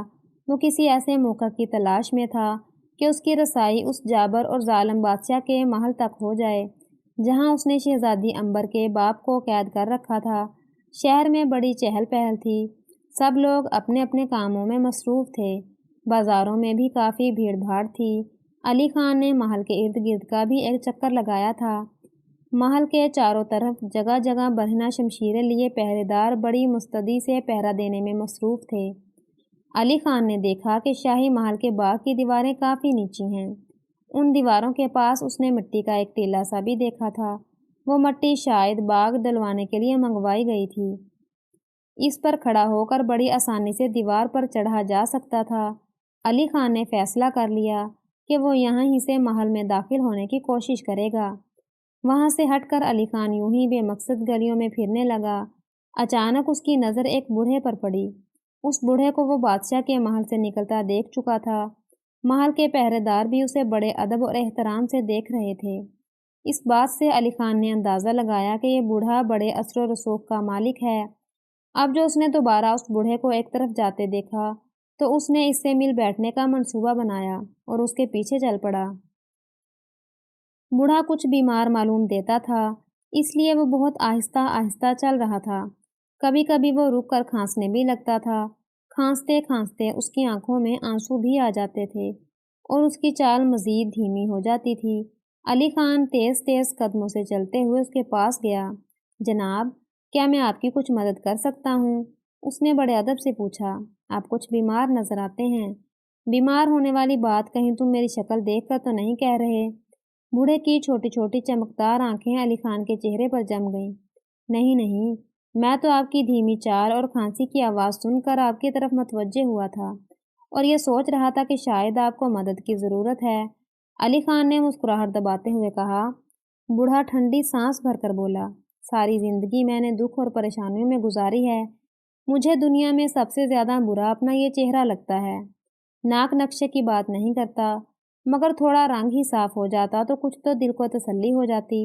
بوڑھے نے بڑی حسرت سے کہا، آپ تو یوں ہی مغموم ہو رہے ہیں۔ علی خان نے بڑی ہمدردی سے کہا، صورت شکل سے کیا ہوتا ہے، بس سیرت اچھی ہونا چاہیے۔ وہ بھی اچھی نہیں ہے بچے، بوڑھے نے کھانس کر کہا۔ اچھا چھوڑیے ان باتوں کو، آئیے میں آپ کو سہارا دے کر گھر تک چھوڑ آؤں، کہیں ایسا نہ ہو کہ آپ یہیں کہیں گر پڑیں۔ علی خان نے اس کا بازو پکڑتے ہوئے کہا، میاں ذرا سنو، واقعی میں بہت کمزوری محسوس کر رہا ہوں، مگر میں تمہیں کسی قسم کا کوئی معاوضہ نہیں دوں گا۔ اگر تم یہ کام ہمدردی سے کر رہے ہو تو پھر ٹھیک ہے، بوڑھے نے رکتے ہوئے کہا۔ جی ہاں، آپ فکر نہ کریں، میں یہ کام خالص ہمدردی میں کر رہا ہوں۔ آپ چلیے تو، علی خان بولا۔ بوڑھا چل پڑا۔ کیا آپ دوائی وغیرہ لینے گئے تھے؟ علی خان نے انجان بن کر پوچھا، حالانکہ اسے علم تھا کہ بوڑھا محل سے نکل کر آ رہا ہے۔ ان حکیموں کے چکروں میں کون پڑے، بہت سارے پیسے نکلوا لیتے ہیں، میں تو یوں ہی ٹھیک ہو جاؤں گا۔ علی خان نے اندازہ لگا لیا کہ بوڑھا بہت کنجوس ہے۔ اس نے پھر کہا، آپ گھر سے نکلے ہی کیوں تھے؟ آپ کو تو گھر میں ہی آرام کرنا چاہیے تھا۔ گھر سے نکلنے کو تو میرا بھی دل نہیں چاہ رہا تھا، مگر صبح ہی صبح بادشاہ کے سپاہی میرے گھر پر آ دھمکے تھے۔ بادشاہ نے بلایا تھا مجھے، بوڑھے نے بتایا اور پھر کھانسنے لگا۔ اچانک اسے کوئی بات یاد آ گئی، بولا، یہ بادشاہ بھی بہت الو کا پٹارا ہے۔ اس کے سامنے کہیں مجھے کھانسی آ گئی، بڑے زور سے ہنسنے لگا، کہنے لگا، اور کھانسو، خوب زور زور سے کھانسو، تمہارے کھانسنے سے ایسا لگتا ہے جیسے کوئی بہت ہی خوفناک قسم کا کتا بھونک رہا ہے۔ اس کا حکم مجھے ماننا ہی پڑا، اور صبح سے یہ وقت ہو گیا ہے، میں اس کے سامنے مسلسل کھانستا رہا ہوں، تمام حلق چھل گیا ہے اور چکر الگ آ رہے ہیں۔ علی خان نے ہمدردی سے کہا، واقعی بادشاہ نے یہ بہت بری حرکت کی ہے، مگر کیا اس نے آپ کو اسی لیے بلایا تھا کہ آپ کی کھانسی کی آواز سنیں؟ وہ چالاکی سے بوڑھے سے اصلی بات اگلوانا چاہتا تھا۔ نہیں، اسے تو پتہ بھی نہیں تھا کہ مجھے کھانسی کی شکایت ہو گئی ہے۔ اسے تو اس وقت پتہ چلا تھا جب اس کے سامنے مجھے کھانسی آ گئی تھی۔ دراصل میں ایک شبدے باز ہوں اور اکثر بادشاہ کے سامنے اپنے جادو کا مظاہرہ پیش کرتا رہتا ہوں۔ 6 دن بعد بادشاہ کی 71ویں سالگرہ ہے۔ اس نے مجھے اس لیے بلایا تھا کہ میں اس کی سالگرہ کے موقع پر کچھ نئے شبدے پیش کر کے دوسرے ملکوں کے بادشاہوں کے لیے تفریح کا سامان مہیا کروں۔ بوڑھے نے بتایا، اس کا گھر آ گیا تھا، اس لیے جو وہ دروازے پر رک کر تالا کھولنے لگا، وہاں سے تو آپ کو کافی انعام و اکرام ملتا ہوگا۔ علی خان نے کریدا، ہاں ہاں، انعام و اکرام ملتا ہے، مگر تمہیں کیا؟ اگر تم کسی برے ارادے سے آئے ہو تو اتنا سن لو کہ میں نے سب کچھ خرچ کر دیا ہے۔ تم تو جانتے ہی ہو کہ مہنگائی کتنی بڑھ گئی ہے، ایک اشرفی تو بچے بھی نہیں لیتے۔ آتا ہی کیا ہے ایک اشرفی میں؟ 1 من گندم، 20 سیر چینی اور 10 سیر گھی۔ توبہ توبہ، قیمتیں تو آسمان پر چڑھ گئی ہیں، اشرفیوں کی تو کوئی اہمیت ہی نہیں رہی۔ بوڑھے نے منہ بنا کر کہا، جناب میں تو بہت شریف آدمی ہوں، آپ کو دیکھ کر مجھے اپنے مرحوم نانا یاد آ گئے تھے، وہ اگر زندہ ہوتے تو شاید میں آپ کے گھر میں جھانکتا بھی نہیں، مگر اب یہ خواہش ہے کہ میں آپ کی خدمت کر کے اپنے دل کو سکون پہنچاؤں۔ آپ کی خدمت کر کے میں سمجھوں گا کہ اپنے نانا کی خدمت کر رہا ہوں۔ علی خان نے میسنی سی صورت بنا کر کہا، ہاں ہاں، اس میں تو حرج ہی کوئی نہیں، تم میری خدمت کر سکتے ہو، اس طرح مجھے آرام کرنے کا موقع بھی مل جائے گا۔ بوڑھے نے خوش ہو کر کہا، روپے پیسے کی طرف سے آپ بے فکر رہیں، میں ہی سارے گھر کا خرچ اٹھاؤں گا۔ علی خان کی اس بات پر تو بوڑھے کی بانچیں کھل گئیں۔ اس نے علی خان کو اپنے گھر میں رہنے کی اجازت دے دی۔ علی خان سرائے جا کر اپنا سامان اسی کے گھر میں لے آیا۔ اس کے ذہن میں غاصب بادشاہ کو شکست دینے کا ایک شاندار اور انوکھا منصوبہ تیار ہو چکا تھا۔ خدا کی قدرت کے بوڑھے کی طبیعت اور زیادہ بگڑ گئی۔ علی خان نے اچھے سے اچھے حکیم بلا کر اس کو دکھایا، مگر حکیم نے یہی جواب دیا کہ بڑے میاں کو کم از کم 15 دن تک مکمل آرام کرنا چاہیے، ورنہ ان کا زندہ بچنا ممکن نہیں۔ موت سے تو بوڑھا بھی ڈرتا تھا، مگر وہ اس بات پر بضد تھا کہ بادشاہ کی سالگرہ میں جا کر وہ ضرور اپنے کمالات دکھائے گا۔ اسے اپنے جان سے زیادہ بادشاہ کی طرف سے انعام میں دی جانے والی دولت پیاری تھی۔ علی خان نے اسے کافی دیر تک سمجھایا کہ جان ہے تو جہان ہے، اگر وہی اس دنیا میں نہ رہا تو پھر یہ دولت کس کام کی؟ تو پھر تم میرا ایک کام کر دو۔ بوڑھا خوشامدانہ انداز میں بولا، تم بہت نیک اور ہمدرد لڑکے ہو، تم میری جگہ سالگرہ کے جشن میں شرکت کرو اور مختلف شعبدے دکھا کر وہاں سے جو انعام ملے وہ مجھے لا کر دے دو۔ میں وہاں کون سے جادو کے شعبدے دکھاؤں گا؟ مجھے تو کچھ بھی نہیں آتا، مگر میرا جانا یا نہ جانا بیکار ہی ہوگا۔ علی خان نے کہا، مگر وہ بھی دل سے یہی چاہتا تھا کہ بوڑھا اسے اپنی جگہ بادشاہ کے محل میں بھیج دے۔ اسے امید تھی کہ لالچ بوڑھے کو اس بات پر آمادہ کر دے گا کہ وہ اسے کچھ جادو کے کمالات سکھا دے، اور ہوا بھی یہی۔ بوڑھا بولا، تم اس کی فکر مت کرو، دراصل میں نے اپنا تمام جادو اس انگوٹھی میں منتقل کر دیا ہے۔ میں کوئی جادوگر نہیں ہوں، مگر پھر بھی ایسے ایسے کمالات دکھا سکتا ہوں کہ دیکھنے والے حیران ہو جائیں۔ انگوٹھی پہن کر تم بھی یہ کمالات دکھانے پر قادر ہو جاؤ گے، مگر یہ بات یاد رکھنا کہ اس بادشاہ کے بچے کو اس بات کا ہرگز پتہ نہ چلے کہ یہ انگوٹھی کتنی اہم ہے، ورنہ وہ اسے ہم سے زبردستی چھین کر اپنے قبضے میں کر لے گا۔ بھائی، ہماری تو عمر گزر گئی، مگر اس جیسا نیت خراب بادشاہ ہم نے نہیں دیکھا۔ بوڑھے نے گردن ہلا کر مایوسی سے کہا، آپ بادشاہ کو یہ بتائیے گا کہ میں آپ کا نواسا ہوں، اس طرح مجھے بھی آسانی رہے گی۔ علی خان بولا، ہاں، تم سے رشتہ داری تو ظاہر کرنا ہی پڑے گی۔ تمہاری باتوں سے تو مجھے شک ہونے لگا ہے کہ کہیں میں واقعی تمہارا نانا تو نہیں ہوں، مگر اس بات کا بھی اطمینان ہے کہ نانا بننے کا تو سوال ہی پیدا نہیں ہوتا۔ ابھی تک تو میری شادی بھی نہیں ہوئی ہے، سوچ رہا ہوں کہ کر ہی ڈالوں شادی بھی۔ ارے، شادی کے لیے ایسی بھی کیا جلدی؟ مایوس کیوں ہوتے ہیں؟ کر ہی لیجیے گا، ابھی تو عمر پڑی ہے۔ علی خان سنجیدگی سے بولا، اور بوڑھا خواہ سر ہلانے لگا۔ 6 دن پلک جھپکتے گزر گئے۔ بادشاہ کی سالگرہ کا اعلان ہو چکا تھا، پورے ملک میں خوشیاں منائی جا رہی تھیں۔ یہاں کی رعایا بادشاہ سے قطعی خوش نہیں تھی، مگر اس کے ظلم و ستم کے خوف سے اس کی سالگرہ کا جشن انہیں منانا ہی پڑ رہا تھا۔ پورے ملک میں چراغاں کیا گیا تھا، اور دوسرے ملکوں کے بادشاہ صبح ہی سے محل میں آنا شروع ہو گئے تھے۔ دوسرے ملکوں سے آئے ہوئے بادشاہ بھی اس ظالم اور عیار بادشاہ کو پسند نہیں کرتے تھے، مگر چونکہ ان کے ملک نہایت چھوٹے تھے اور ان کی فوجی طاقت بھی زیادہ نہ تھی، اس لیے وہ اسے ناراض کرنے سے ڈرتے تھے کہ کہیں غصے میں آ کر وہ ان کے ملک پر چڑھائی کر کے قبضہ نہ کر لے۔ بوڑھے نے ایک روز محل جا کر بادشاہ کو بتا دیا تھا کہ وہ بیمار ہے اور اس کی جگہ اس کا نواسا جادو کے تماشے دکھائے گا۔ بادشاہ کو تو کھیل تماشوں سے غرض تھی، انہیں چاہے کوئی بھی دکھائے۔ اس نے اجازت دے دی۔ سالگرہ والے روز شام ہوئی تو علی خان نے صاف ستھرے کپڑے پہنے اور اپنے گھوڑے پر سوار ہو کر محل کی جانب چل پڑا۔ جادو کی انگوٹھی اس کے پاس تھی۔ محل کے صدر دروازے پر پہرے داروں نے اسے روکا، مگر اس نے ان کے روکنے کی پرواہ نہ کی، وہ اندر گھستا ہی چلا گیا۔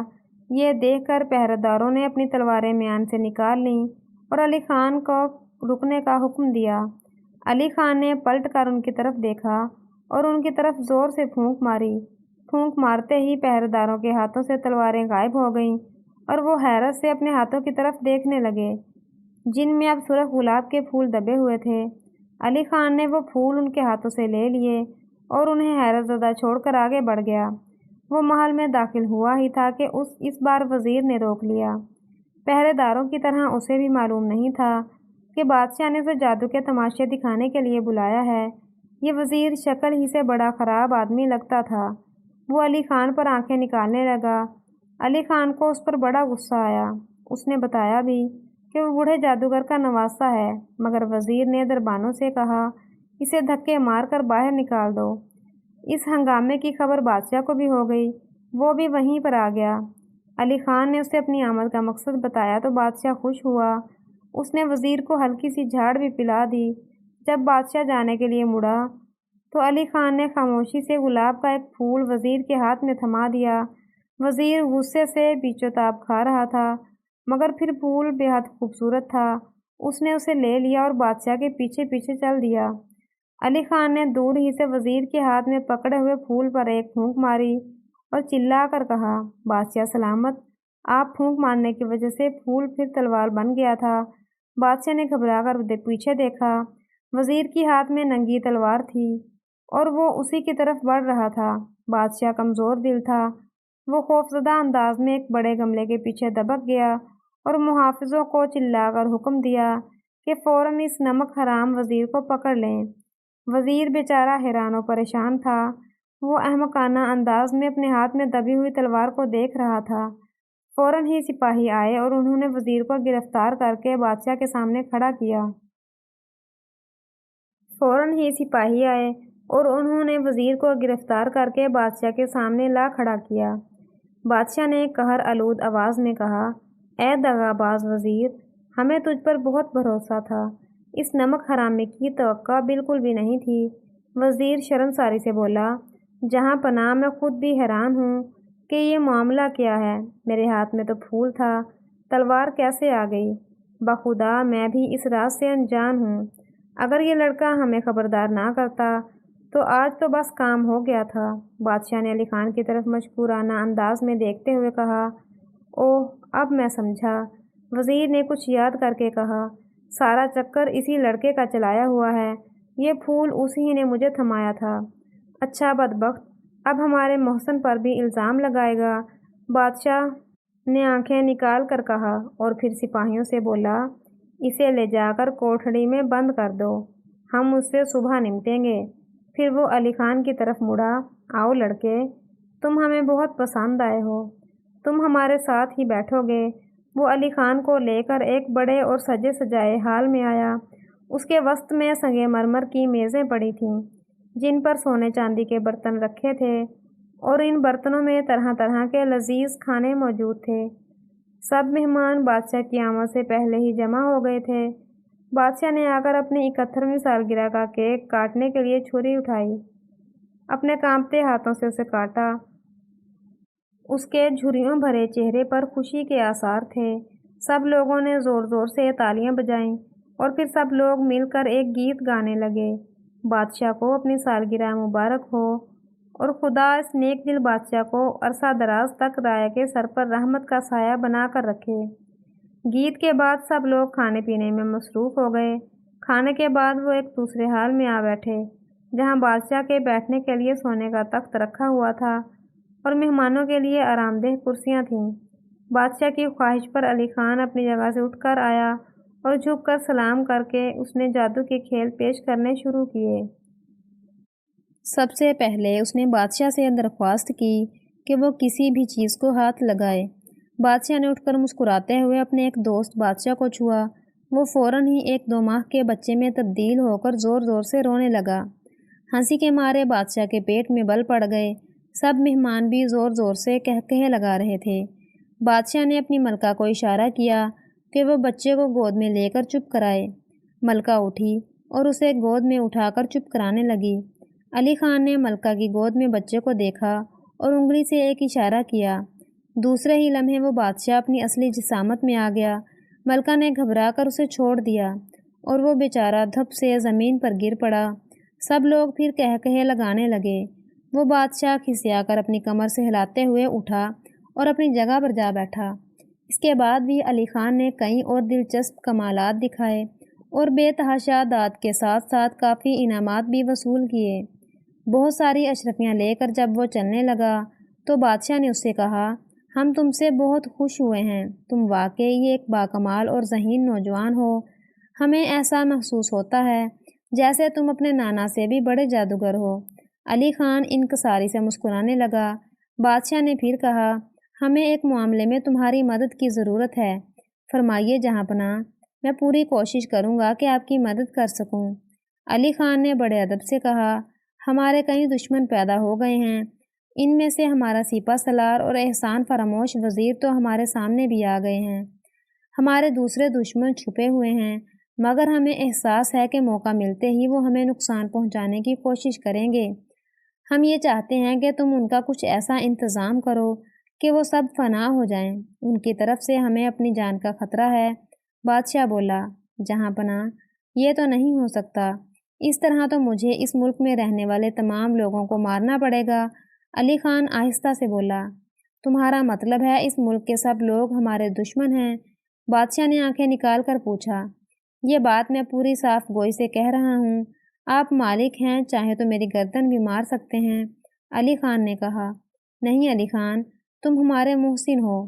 تم نے آج ہمارے نمک حرام وزیر سے ہماری جان بچائی، پھر ہماری دشواری سن کر ہماری مدد پر آمادہ ہوئے۔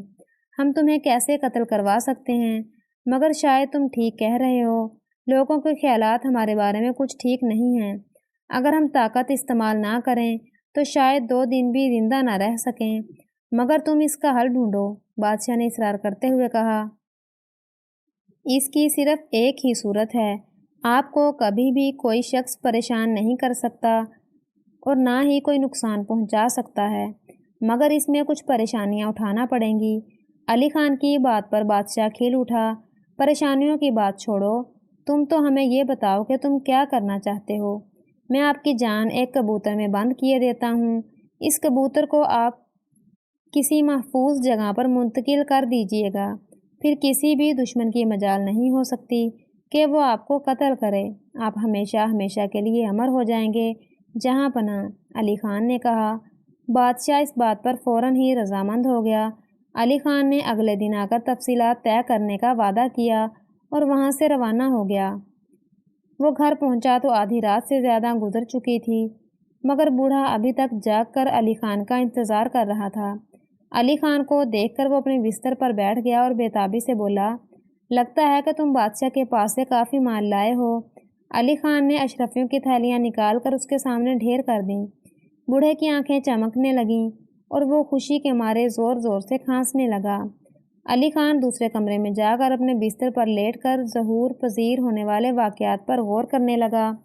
ادھر بوڑھا لیمپ کی مدھم روشنی میں اشرفیاں گن گن کر ایک مٹکے میں ڈالنے لگا۔ ایسے کئی مٹکے اس کے پاس تھے جو اشرفیوں سے لبالب بھرے ہوئے تھے، اور انہیں اس نے زمین میں گڑھے میں کھود کر جگہ جگہ اپنے گھر میں دبا رکھا تھا۔ دوسرے دن علی خان جلد ہی بیدار ہو گیا۔ ناشتے سے فارغ ہو کر اس نے محل کا رخ کیا۔ لالچی بوڑھے نے اپنی جادو کی انگوٹھی اس سے پہلے ہی واپس لے لی تھی۔ جب علی خان محل پہنچا تو سورج اچھا خاصا بلند ہو چکا تھا اور اس کی تمازت بری طرح محسوس ہونے لگی تھی۔ علی خان نے راستے میں ایک کبوتر باز سے ایک خوبصورت سا کبوتر خرید لیا تھا۔ بادشاہ اسے دیکھ کر بہت مسرور ہوا۔ علی خان نے بادشاہ کو کبوتر تھمایا اور اس سے کہا کہ اس کبوتر کو گلاب کے عرق کا غسل دے کر ایک سنہری پنجرے میں بند کر دیا جائے۔ اس کے ساتھ ہی اس نے ایک خالی کمرے میں بھی درخواست کی جس میں بیٹھ کر وہ کبوتر پر جادو کا عمل کر سکے۔ سب انتظامات مکمل ہو گئے۔ علی خان نے شام کو آنے کا وعدہ کیا کیونکہ وہ رات کو اس کھیل کو شروع کرنا چاہتا تھا۔ دن بھر وہ ادھر ادھر گھومتا رہا۔ وہ بہت خوش تھا کیونکہ اس کی رسائی محل تک ہو گئی تھی اور بہت جلد کامیابی اس کے قدم چومنے والی تھی۔ اسے شہزادی عنبر یاد آنے لگی تھی۔ وہ ہوتی تو کتنا خوش ہوتی کہ اب اس کا باپ جلد ہی قید سے آزاد ہو جائے گا۔ شہزادی عنبر کے متعلق سوچ کر اس نے گہری سانس لی۔ وہ اسے بہت اچھی لگنے لگی تھی۔ رات ہوئی تو اس نے اس الگ تھلگ کمرے میں ڈیرا جما لیا اور بادشاہ کو ہدایت کر دی کہ کوئی وہاں پر نہ آئے۔ بادشاہ نے اس بات کا وعدہ کر لیا۔ کمرے کا دروازہ بند کر کے علی خان نے کبوتر کے پنجرے کو سامنے رکھا اور قالین پر لیٹ کر چھت کو گھورنے لگا۔ یوں ہی لیٹے لیٹے نہ جانے کب اس کو نیند نے آ لیا۔ صبح اٹھ کر آنکھ کھلی تو باہر باغ میں چڑیاں چہچہا رہی تھیں۔ وہ جلدی سے اٹھ کر بیٹھ گیا۔ اس نے کبوتر کے پنجرے کو ہاتھ میں پکڑا اور دروازہ کھول کر باہر نکل آیا۔ بادشاہ باغ میں چہل قدمی کر رہا تھا۔ علی خان کو دیکھا تو لپک کر اس کی طرف آیا۔ کیا رہا؟ اس نے بے صبری سے پوچھا۔ سب ٹھیک ہے، بہت محنت کرنا پڑی تھی۔ اب آپ صرف اتنا کام کریں کہ اپنی چھوٹی انگلی سے تھوڑا سا خون نکال کر اس کبوتر کے سر پر ڈال دیں، علی خان نے کہا۔ بادشاہ نے فوراً کمر میں اڑسا خنجر نکال کر اپنی انگلی میں شگاف کیا اور کبوتر کے سر پر خون کی بوندیں ٹپکا دیں۔ وہ علی خان سے بہت مرعوب ہو گیا تھا اور اس کی جادوگری کی اس پر دھاک بیٹھ گئی تھی۔ بس اب سب کام مکمل ہو گیا ہے، علی خان نے پنجرے کا دروازہ کھولتے ہوئے کہا۔ ارے ارے، दरवाज़ा मत खोलो, लाओ पिंजरा मुझे दे दो। बादशाह ने हाथ आगे बढ़ाते हुए कहा, मगर इतनी देर में अली खान ने हाथ अंदर डालकर कबूतर को पकड़ लिया था। उसने आहिस्ता से बाहर निकाला और बादशाह से बोला, जहाँपनाह, आप ये तो जानते ही हैं कि इस कबूतर की अहमियत क्या है। हाँ, हम जानते हैं, इस कबूतर में हमारी जान कैद है, मगर इन बातों से तुम्हारा क्या मकसद है? बादशाह ने उलझ कर पूछा। अगर मैं चाहूँ तो इसकी गर्दन मरोड़ सकता हूँ, अली खान ने कबूतर की गर्दन चुटकी में दबाते हुए कहा। मगर ऐसा चाहते क्यों हो? तुम हमें खौफजदा करना चाहते हो? बादशाह ने घबरा कर कहा। नहीं जहाँपनाह, मैं आपको कतई खौफजदा नहीं करना चाहता। आपने लोगों पर बहुत जुल्म किए हैं और मैं उनका बदला लेने आया हूँ। मैं जिस मुल्क में रहता हूँ उस पर आपने कुछ दिनों पहले चढ़ाई करके कब्जा कर लिया था और अब हमारे बादशाह सलामत को आपने बेकसूर अपनी कैद में रखा हुआ है। मैं चाहता हूँ कि आप हमारे बादशाह सलामत को छोड़कर हमारे मुल्क को आज़ाद कर दें। इसमें हमारा भी फ़ायदा है और आपकी सलामती भी है। अली खान बोला, तो तुम बहुत मक्कार लड़के हो। बादशाह झिंझलाकर बोला, अगर मैं बहुत मक्कार होता तो आपकी जगह खड़ा होता। अली खान हंसकर बोला, मैं कहता हूँ ये कबूतर हमारे हवाले कर दो। बादशाह गज़बनाक होकर बोला और अली खान पर झपट पड़ा। हमला अचानक हुआ था, इसलिए अली खान अपना तवाज़ुन कायम न रख सका। वो पीछे की तरफ गिर गया और बादशाह भी उसके ऊपर जा गिरा। इस अचानक आफत से कबूतर बुरी तरह फड़फड़ाने लगा। अली खान उस पर अपनी गिरफ्त मजबूत न रख सका और कबूतर फिर से उड़कर एक करीबी दरख्त की शाख पर जा बैठा। वो दोनों उठ खड़े हुए। बादशाह दांत पीसकर बोला, हम पहले इस कबूतर का इंतज़ाम कर लें, फिर तुमसे भी निमट लेंगे। ये कहकर वो दरख्त की तरफ बढ़ा, मगर कबूतर को पकड़ने की हसरत उसके दिल में ही रह गई। शाख पर बैठे हुए कबूतर को किसी और ने झपटा मारकर पकड़ लिया था। बादशाह चूक पड़ा। वो कोई लड़की थी जो दरख्त के पत्तों में छुपी हुई बैठी थी। कबूतर को अपनी गिरफ्त में लेकर वो नीचे कूद गई।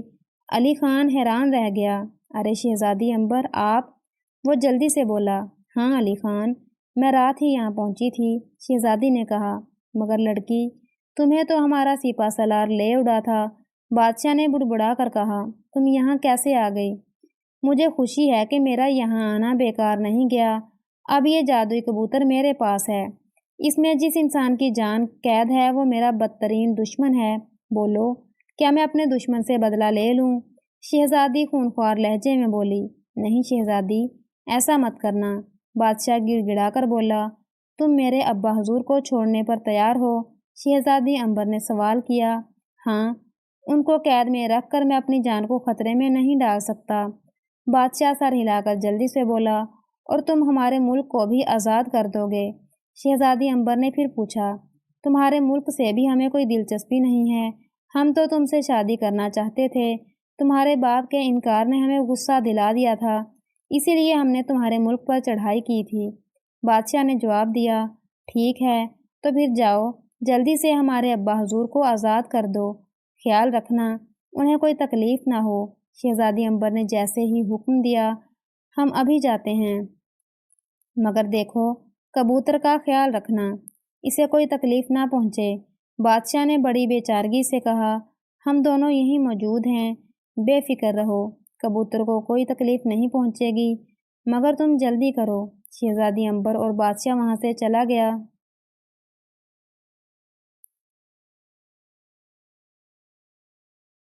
उसके जाने के बाद अली खान बोला, शहजादी साहिबा, आप आई तो बड़े मौका पर थीं। अगर आप कबूतर को ना पकड़ती तो तमाम खेल बिगड़ जाता, मगर आपकी मौजूदगी पर मुझे सख्त हैरत है।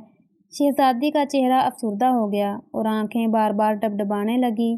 क्या बात है, आप रोने क्यों लगी? अली खान ने परेशानी से पूछा। आपके लिए एक बहुत बुरी खबर है अली खान, आपने हमारी खातिर बहुत तकलीफ़ें उठाई हैं। मुझे ये बात कहते हुए सख्त अफसोस हो रहा है कि आपके जाने के दूसरे दिन आपकी अम्मी का इंतकाल हो गया था। अली खान पर जैसे बिजली गिर पड़ी। वो लुढ़खड़ाकर एक कदम पीछे हट गया। ये आप क्या कह रही हैं?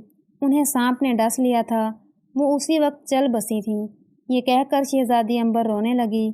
उसे अली खान की माँ से बहुत मोहब्बत हो गई थी, क्योंकि वो भी उसे अपनी बेटियों की तरह मोहब्बत करने लगी थी। शहजादी अंबर भी उन्हें अपनी माँ की तरह ही चाहने लगी थी। اس کی ماں بھی اسے بچپن میں چھوڑ کر چل بسی تھی۔ علی خان کی ماں میں اسے اپنی ماں کی شکل نظر آنے لگی تھی۔ علی خان کو ایسا محسوس ہو رہا تھا جیسے اس کے ہاتھ پاؤں کی تمام جان نکل گئی ہے۔ گرم گرم آنسو کے گالوں پر بہہ رہے تھے اور وہ بالکل گمسم کھڑا تھا۔ ان کے انتقال کے بعد میں اپنے آپ کو بالکل تنہا محسوس کر رہی تھی۔ پھر میں نے یہی آنے کا فیصلہ کر لیا۔ مجھے توقع تھی کہ آپ بادشاہ کے محل ہی میں ملیں گے۔ میں آدھی رات کے بعد یہاں پہنچی تھی اور اس فکر میں تھی کہ کسی طرح محل میں داخل ہو جاؤں۔ باغ کی دیوار کافی نیچی ہے اور اس کے قریب مٹی کا ایک ڈھیر بھی پڑا تھا۔ مجھے اندر آنے میں کوئی دشواری نہیں ہوئی تھی۔ باغ میں آ کر میں اس درخت پر چھپ کر بیٹھ گئی تھی۔ اب مجھے محسوس ہوتا ہے کہ میں ہی آپ کی مجرم ہوں۔ میری ہی وجہ سے آپ کو اتنی مشکلات برداشت کرنا پڑ رہی ہیں۔ میں یہ بھی سوچتی ہوں کہ اتنی بڑی دنیا میں آپ ہی تو ہیں جو اس برے وقت میں بڑی ہمت سے میرا ساتھ دے رہے ہیں۔ یہ کہتے ہوئے شہزادی عنبر نے بڑی محبت سے علی خان کا ہاتھ اپنے ہاتھ میں لے لیا۔ نہیں شہزادی صاحبہ، یہ تو سب قسمت کے کھیل ہیں۔ اب صبر کے سوا چارہ ہی کیا ہے۔ علی خان دوسرے ہاتھ سے آنسو پونچھ کر بولا۔ وہ ایک دم سے بہت کمزور سا لگنے لگا تھا۔ وہ دونوں ہی خاموش ہو گئے تھے۔ ادھر بادشاہ اپنی شکست پر بری طرح جھنجھلایا ہوا تھا۔ وہ علی خان اور شہزادی سے بہت ناراض تھا۔ محل میں جا کر اس نے خاموشی سے 2 تیر اندازوں کو اپنے پاس بلایا اور انہیں حکم دیا کہ وہ باغ میں کھڑے ہوئے علی خان اور شہزادی کو اپنے تیروں کا نشانہ بنا دیں۔ دونوں تیر انداز چھپتے چھپتے باغ کے دروازے پر پہنچے اور انہوں نے ترکش سے تیر نکال کر کمان پر چڑھائے، مگر انہیں چھوڑنے کی حسرت ان کے دل میں ہی رہ گئی۔ علی خان کی نظر اچانک ہی ان پر پڑ گئی تھی۔ اس نے انتہائی پھرتی کے ساتھ اپنی کمر پر لگے دونوں خنجر نکالے اور بجلی کی تیزی سے انہیں ان دونوں تیر اندازوں کی طرف پھینکا۔ دونوں خنجر سنسناتے ہوئے گئے اور کھٹاک سے ان کی پیشانیوں میں گھس گئے۔ وہ دونوں وہیں ڈھیر ہو گئے تھے۔ بادشاہ ایک کھڑکی میں سے یہ سب نظارہ دیکھ رہا تھا۔ اپنے منصوبے کو ناکام ہوتا دیکھ کر اس کے اوسان خطا ہو گئے۔ وہ سمجھ گیا کہ اب اس کی خیر نہیں ہے۔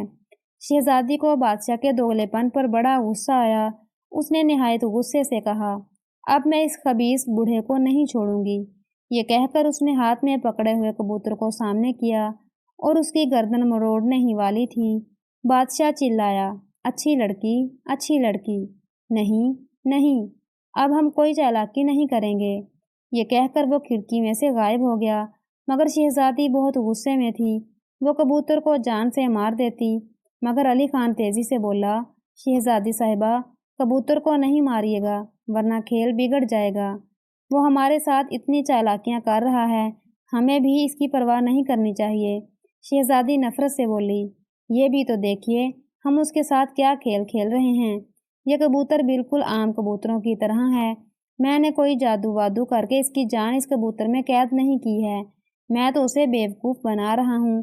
شہزادی حیرت سے اسے دیکھنے لگی۔ اتنے میں بادشاہ گرتا پڑتا وہاں آ گیا اور آتے ہی شہزادی عنبر کے قدموں میں گر پڑا۔ مجھ بوڑھے پر رحم کھاؤ شہزادی، ہمیں تمہیں خنجر، تلوار، چاقو، لات، گھونسا، تھپڑ کچھ بھی مار لو، مگر اس ننھی سی جان کو کچھ مت کہو۔ تم سیدھے طریقے سے ہماری بات کیوں نہیں مان لیتے؟ علی خان نے اسے گھورتے ہوئے کہا، یقین کرو لڑکے، اگر یہ کبوتر کا چکر تم نہ چلاتے اور پھر ہمیں ایسی نظروں سے دیکھتے تو ہم تمہیں ایسی سزا دیتے کہ تم زندگی بھر یاد رکھتے، مگر اب ہم مجبور ہیں۔ ہم نے برا کیا جو تمہاری باتوں میں آ گئے۔ وہ تو یہ کہو کہ باپ دادا کی وجہ سے ہم بادشاہ بن گئے ہیں، ورنہ ہمیں تو کسی کمہار کا گدھا ہونا چاہیے تھا۔ آؤ ہمارے ساتھ، اپنے بادشاہ کو اپنے ساتھ لو اور خدا کے لیے میری جان چھوڑو۔ وہ ان دونوں کو لے کر قید خانے کی طرف گیا۔ وہاں پر بادشاہ زنجیروں میں جکڑا ایک طرف بیٹھا ہوا تھا۔ کمرے میں ملگجا سا اندھیرا تھا اور ایک چھوٹی سی کھڑکی میں سے سورج کی روشنی اندر آ رہی تھی۔ اس قید نے اس کی صحت پر بہت برا اثر ڈالا تھا۔ داڑھی کے بال بے ترتیب ہو کر الجھنے لگے تھے اور وہ بیمار دکھائی دیتا تھا۔ بادشاہ نے قید خانے کا دروازہ کھلوایا اور شہزادی عنبر کبوتر علی خان کو تھما کر اپنے باپ سے لپٹ کر رونے لگی۔ بادشاہ کی آنکھوں میں بھی آنسو آ گئے۔ پھر علی خان نے اپنے بادشاہ کو جھک کر ادب سے سلام کیا۔ بادشاہ بہت حیران تھا کہ اس کی بیٹی یہاں تک کیسے پہنچی اور یہ خوبصورت نوجوان کون ہے۔ اس کے پاؤں میں بندھی زنجیریں کھول دی گئی تھیں۔ وہ سب لوگ قید خانے سے باہر آ گئے۔ ظالم بادشاہ نے اسی روز شہزادی عنبر کے ملک سے اپنی فوج کو واپس آنے کا حکم دے دیا اور ان لوگوں کو ان کے ملک بھیجنے کے انتظامات کرنے کا حکم دے دیا۔ وہ لوگ اگلے روز سفر پر جانے کے لیے تیار ہوئے۔ شاہی بگھی جس میں 6 گھوڑے جوتے ہوئے تھے محل کے صدر دروازے پر تیار کھڑی تھی۔ کبوتر علی خان کے پاس تھا اور اسی سنہری پنجرے میں بند تھا۔ شہزادی عنبر اور بادشاہ بگھی میں بیٹھ گئے تھے۔ علی خان بگھی میں بیٹھنے لگا تو وہ پریشان حال بادشاہ کے پاس آیا۔ اس نے علی خان سے کہا، میں نے تمہارے تمام مطالبے پورے کر دیے ہیں، اب لاؤ یہ کبوتر میرے حوالے کر دو۔ علی خان بولا، کچی گولیاں ہم نے بھی نہیں کھیلی، یہ کبوتر اپنے قبضے میں لے کر تم ہمیں پھر سے اپنا قیدی بنا لو گے؟ نہیں لڑکے، ہم وعدہ کرتے ہیں، ظالم اور عیار بادشاہ نے کہنا چاہا، مگر علی خان اس کی بات کاٹ کر بولا، اگر ہم تمہارے وعدوں پر اعتبار کر لیں تو یہ ہماری سب سے بڑی بیوقوفی ہوگی۔ ہم یہ کبوتر اپنے ساتھ لیے جا رہے ہیں۔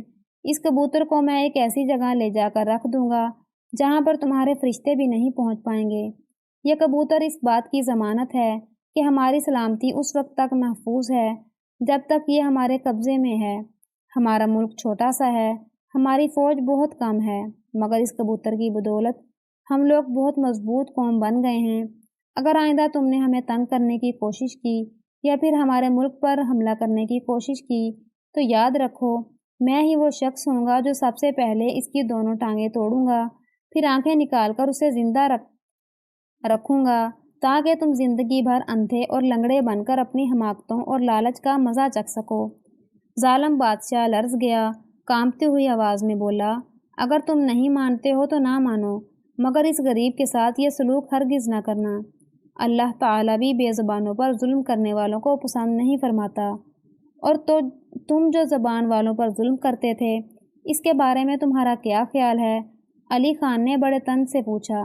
وہ میری بھول اور بیوقوفی تھی، اب میری آنکھیں کھل گئی ہیں، میں اپنے برے کاموں سے توبہ کرتا ہوں۔ اچھا، اب تم لوگ جاؤ، مگر لڑکے، اس کبوتر کا خاص خیال رکھنا، دانہ پانی وقت پر دینا اور بلی سے بچا کر رکھنا، اس کی حفاظت میرا ذمہ ہے، علی خان نے کہا، اور پھر بگھی کے دروازے کا پردہ اٹھا کر وہ بھی اندر بیٹھ گیا۔ شہزادی عنبر اور بادشاہ نے علی خان کی باتیں سن لی تھیں۔ بادشاہ کی آنکھوں میں اس کے لیے پسندگی کے آثار دیکھے جا سکتے تھے۔ بگھی چل پڑی۔ بادشاہ نے کہا، علی خان، تم واقعی ایک باصلاحیت لڑکے ہو۔ عنبر بیٹی نے ہمیں تمہاری پوری کہانی سنا دی ہے۔ تمہاری ماں کے ساتھ جو حادثہ پیش آیا تھا، ہمیں اس بات پر بہت افسوس ہے۔ ہم ان کے لیے دعا گو ہیں۔ تم نے اور ہماری بیٹی عنبر نے اس برے وقت میں جس ہمت اور جوان مردی کا مظاہرہ کیا، ہم اسے کبھی فراموش نہیں کر سکیں گے۔ اس سلسلے میں تمہارا کردار خاص طور سے بے مثال تھا۔ تم نے جو کچھ بھی ہمارے لیے کیا ہے، ہم اس احسان کو زندگی بھر نہیں بھلا سکتے۔ اگر تم نہ ہوتے تو وہ عیار بادشاہ زبردستی ہماری بیٹی سے شادی کر لیتا اور ہمیں ہمیشہ قید خانے میں بند رکھتا۔ ہمیں تم پر فخر ہے۔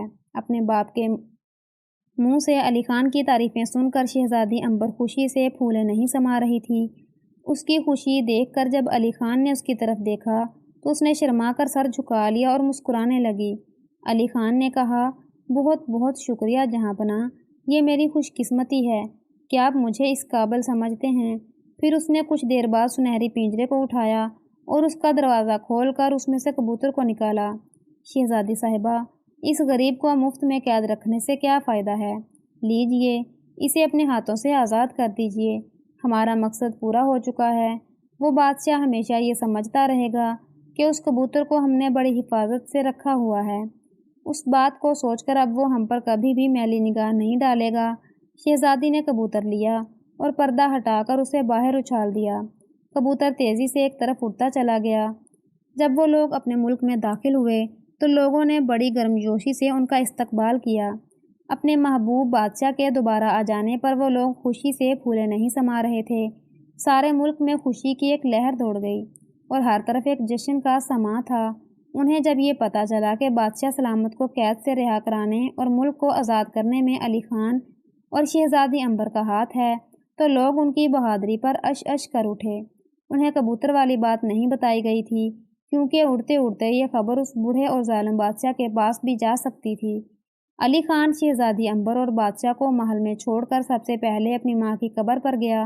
वहाँ वो काफ़ी देर तक उसकी कब्र से लिपट कर रोता रहा। दिल का बोझ जब ज़रा हल्का हो गया तो वो अपने घर गया, मगर घर में दाखिल होते ही उसे एक अजीब सी वहशत होने लगी। यहाँ पर से उसे अपनी माँ की याद और भी शिद्दत से आने लगी। घबरा कर वो बाहर निकल आया, मगर अभी वो बाहर निकला ही था कि चंद सिपाहियों ने उसे इतला दी कि बादशाह सलामत ने उसे फ़ौरन अपने महल में तलब किया है। उनके साथ अली खान को महल में ले जाने के लिए एक सजी सजाई बग्घी भी थी। अली खान बग्घी में बैठ गया। वो महल पहुंचा तो बादशाह और शहजादी अंबर खाने पर उसका इंतज़ार कर रहे थे। बादशाह उसे अपने पास बिठाया। खाने के बाद शहजादी अंबर उठकर बाहर चली गई। बादशाह ने अली खान से कहा, अली खान, तुम अपने मुस्तकबिल के बारे में क्या सोचा है? अली खान बोला, मैं इस शहर से कहीं और जाने का इरादा रखता हूँ। माँ के बगैर यहाँ मेरा दिल नहीं लगेगा। मौत ही एक ऐसी वाहद शय है जिस पर हमें इख्तियार नहीं। फिर भी हम कहेंगे कि तुम शहर छोड़कर ना जाओ। हमारी ख्वाहिश है कि तुम यहीं रहो। बादशाह ने कहा, आपकी ख्वाहिश मेरे लिए हुक्म का दर्जा रखती है जहाँपनाह। अली खान ने सर झुका कर कहा, हमें खुशी है कि तुम इतने फर्माबरदार हो। हमने ये सोचा है कि तुम महल ही में आ जाओ। हम अब बूढ़े हो गए हैं। हम बरसों से मुल्क के नज़्म व नस्क को चला रहे हैं, लेकिन बुढ़ापे की वजह से हम मजबूर हैं। अब हम लोगों की खिदमत इस जज्बे और लगन से नहीं कर सकते जिस कदर जवानी में किया करते थे। तुम जवान हो, जुर्रतमंद हो और सबसे बढ़कर ये कि ज़हीन हो। हमने फ़ैसला किया है कि शहज़ादी की शादी तुमसे हो जाए और तुम तख्त नशीन हो जाओ। अगर तुम्हें कोई एतराज़ हो तो बताओ। जहाँ पनाह, मुझ में इतनी हिम्मत तो नहीं कि आपकी बात मानने से इनकार करूं, मगर फिर भी मैं कहूँगा कि मैं इस काबिल नहीं हूँ। अली खान ने कहा, तुम किस काबिल हो और किस काबिल नहीं हो ये हम अच्छी तरह से जानते हैं। बादशाह ने प्यार भरे अंदाज में डांट कर कहा, इसी हफ्ते में तुम दोनों की शादी है, समझे? अली खान ने मुस्कुराकर सर झुका दिया। अली खान और अंबर की शादी हो गई और वो दोनों बड़ी हंसी खुशी ज़िंदगी गुजारने लगे। शादी वाले दिन ही बादशाह ने तख्तो ताज भी अली खान के सुपुर्द कर दिया था और अली खान, जो एक मामूली लड़का था, अपनी अक्लो जहानत और दलेरी की वजह से बादशाह बन बैठा था। वह हुकूमत के मामलात बड़ी मेहनत और खलूत से सर अंजाम देता था। उसने अपनी राया की खुशहाली के लिए ख़जाने के मुंह खोल दिए थे। उसने मुल्क में जगह जगह मकतब बनवाए और बच्चों की तालीम पर खुसूसी तवज्जो दी। वो इस बात से बाखबर था कि तालीम ही की वजह से मुल्क तरक्की करते हैं और इसी तालीम की वजह से लोगों के घरों में खुशहाली आती है। इसके अलावा उसने अपनी फ़ौज की तादाद में भी खातिरख्वाह इजाफ़ा किया और उन्हें तमाम जंगी साजो सामान से लैस किया। इसकी वजह से फिर किसी ज़ालिम और जाबर बादशाह को इस बात की जुर्रत ना हुई कि इस मुल्क पर हमला करता। उसके इन अच्छे अच्छे कामों और अच्छी तर्ज हुक्मरानी की वजह से राया उस पर अपनी जान छिड़कती थी और हर दम उसको दुआएं देती थी। थोड़े ही अरसे में उसके मुल्क में हर तरफ खुशहाली और अमन व अमान का दौर दौरा हो गया और सब चैन और सुकून से अपनी ज़िंदगी बसर करने लगे। प्यारे दोस्तों, अगर स्टोरी पसंद आई हो तो स्टोरी को लाइक और शेयर करना मत भूलें और मज़ीद इस तरह की वीडियोज़ के लिए मेरे चैनल को सब्सक्राइब करें और कमेंट सेक्शन में अपनी कीमती राय का इजहार लाजमी करें। जज़ाकल्लाह।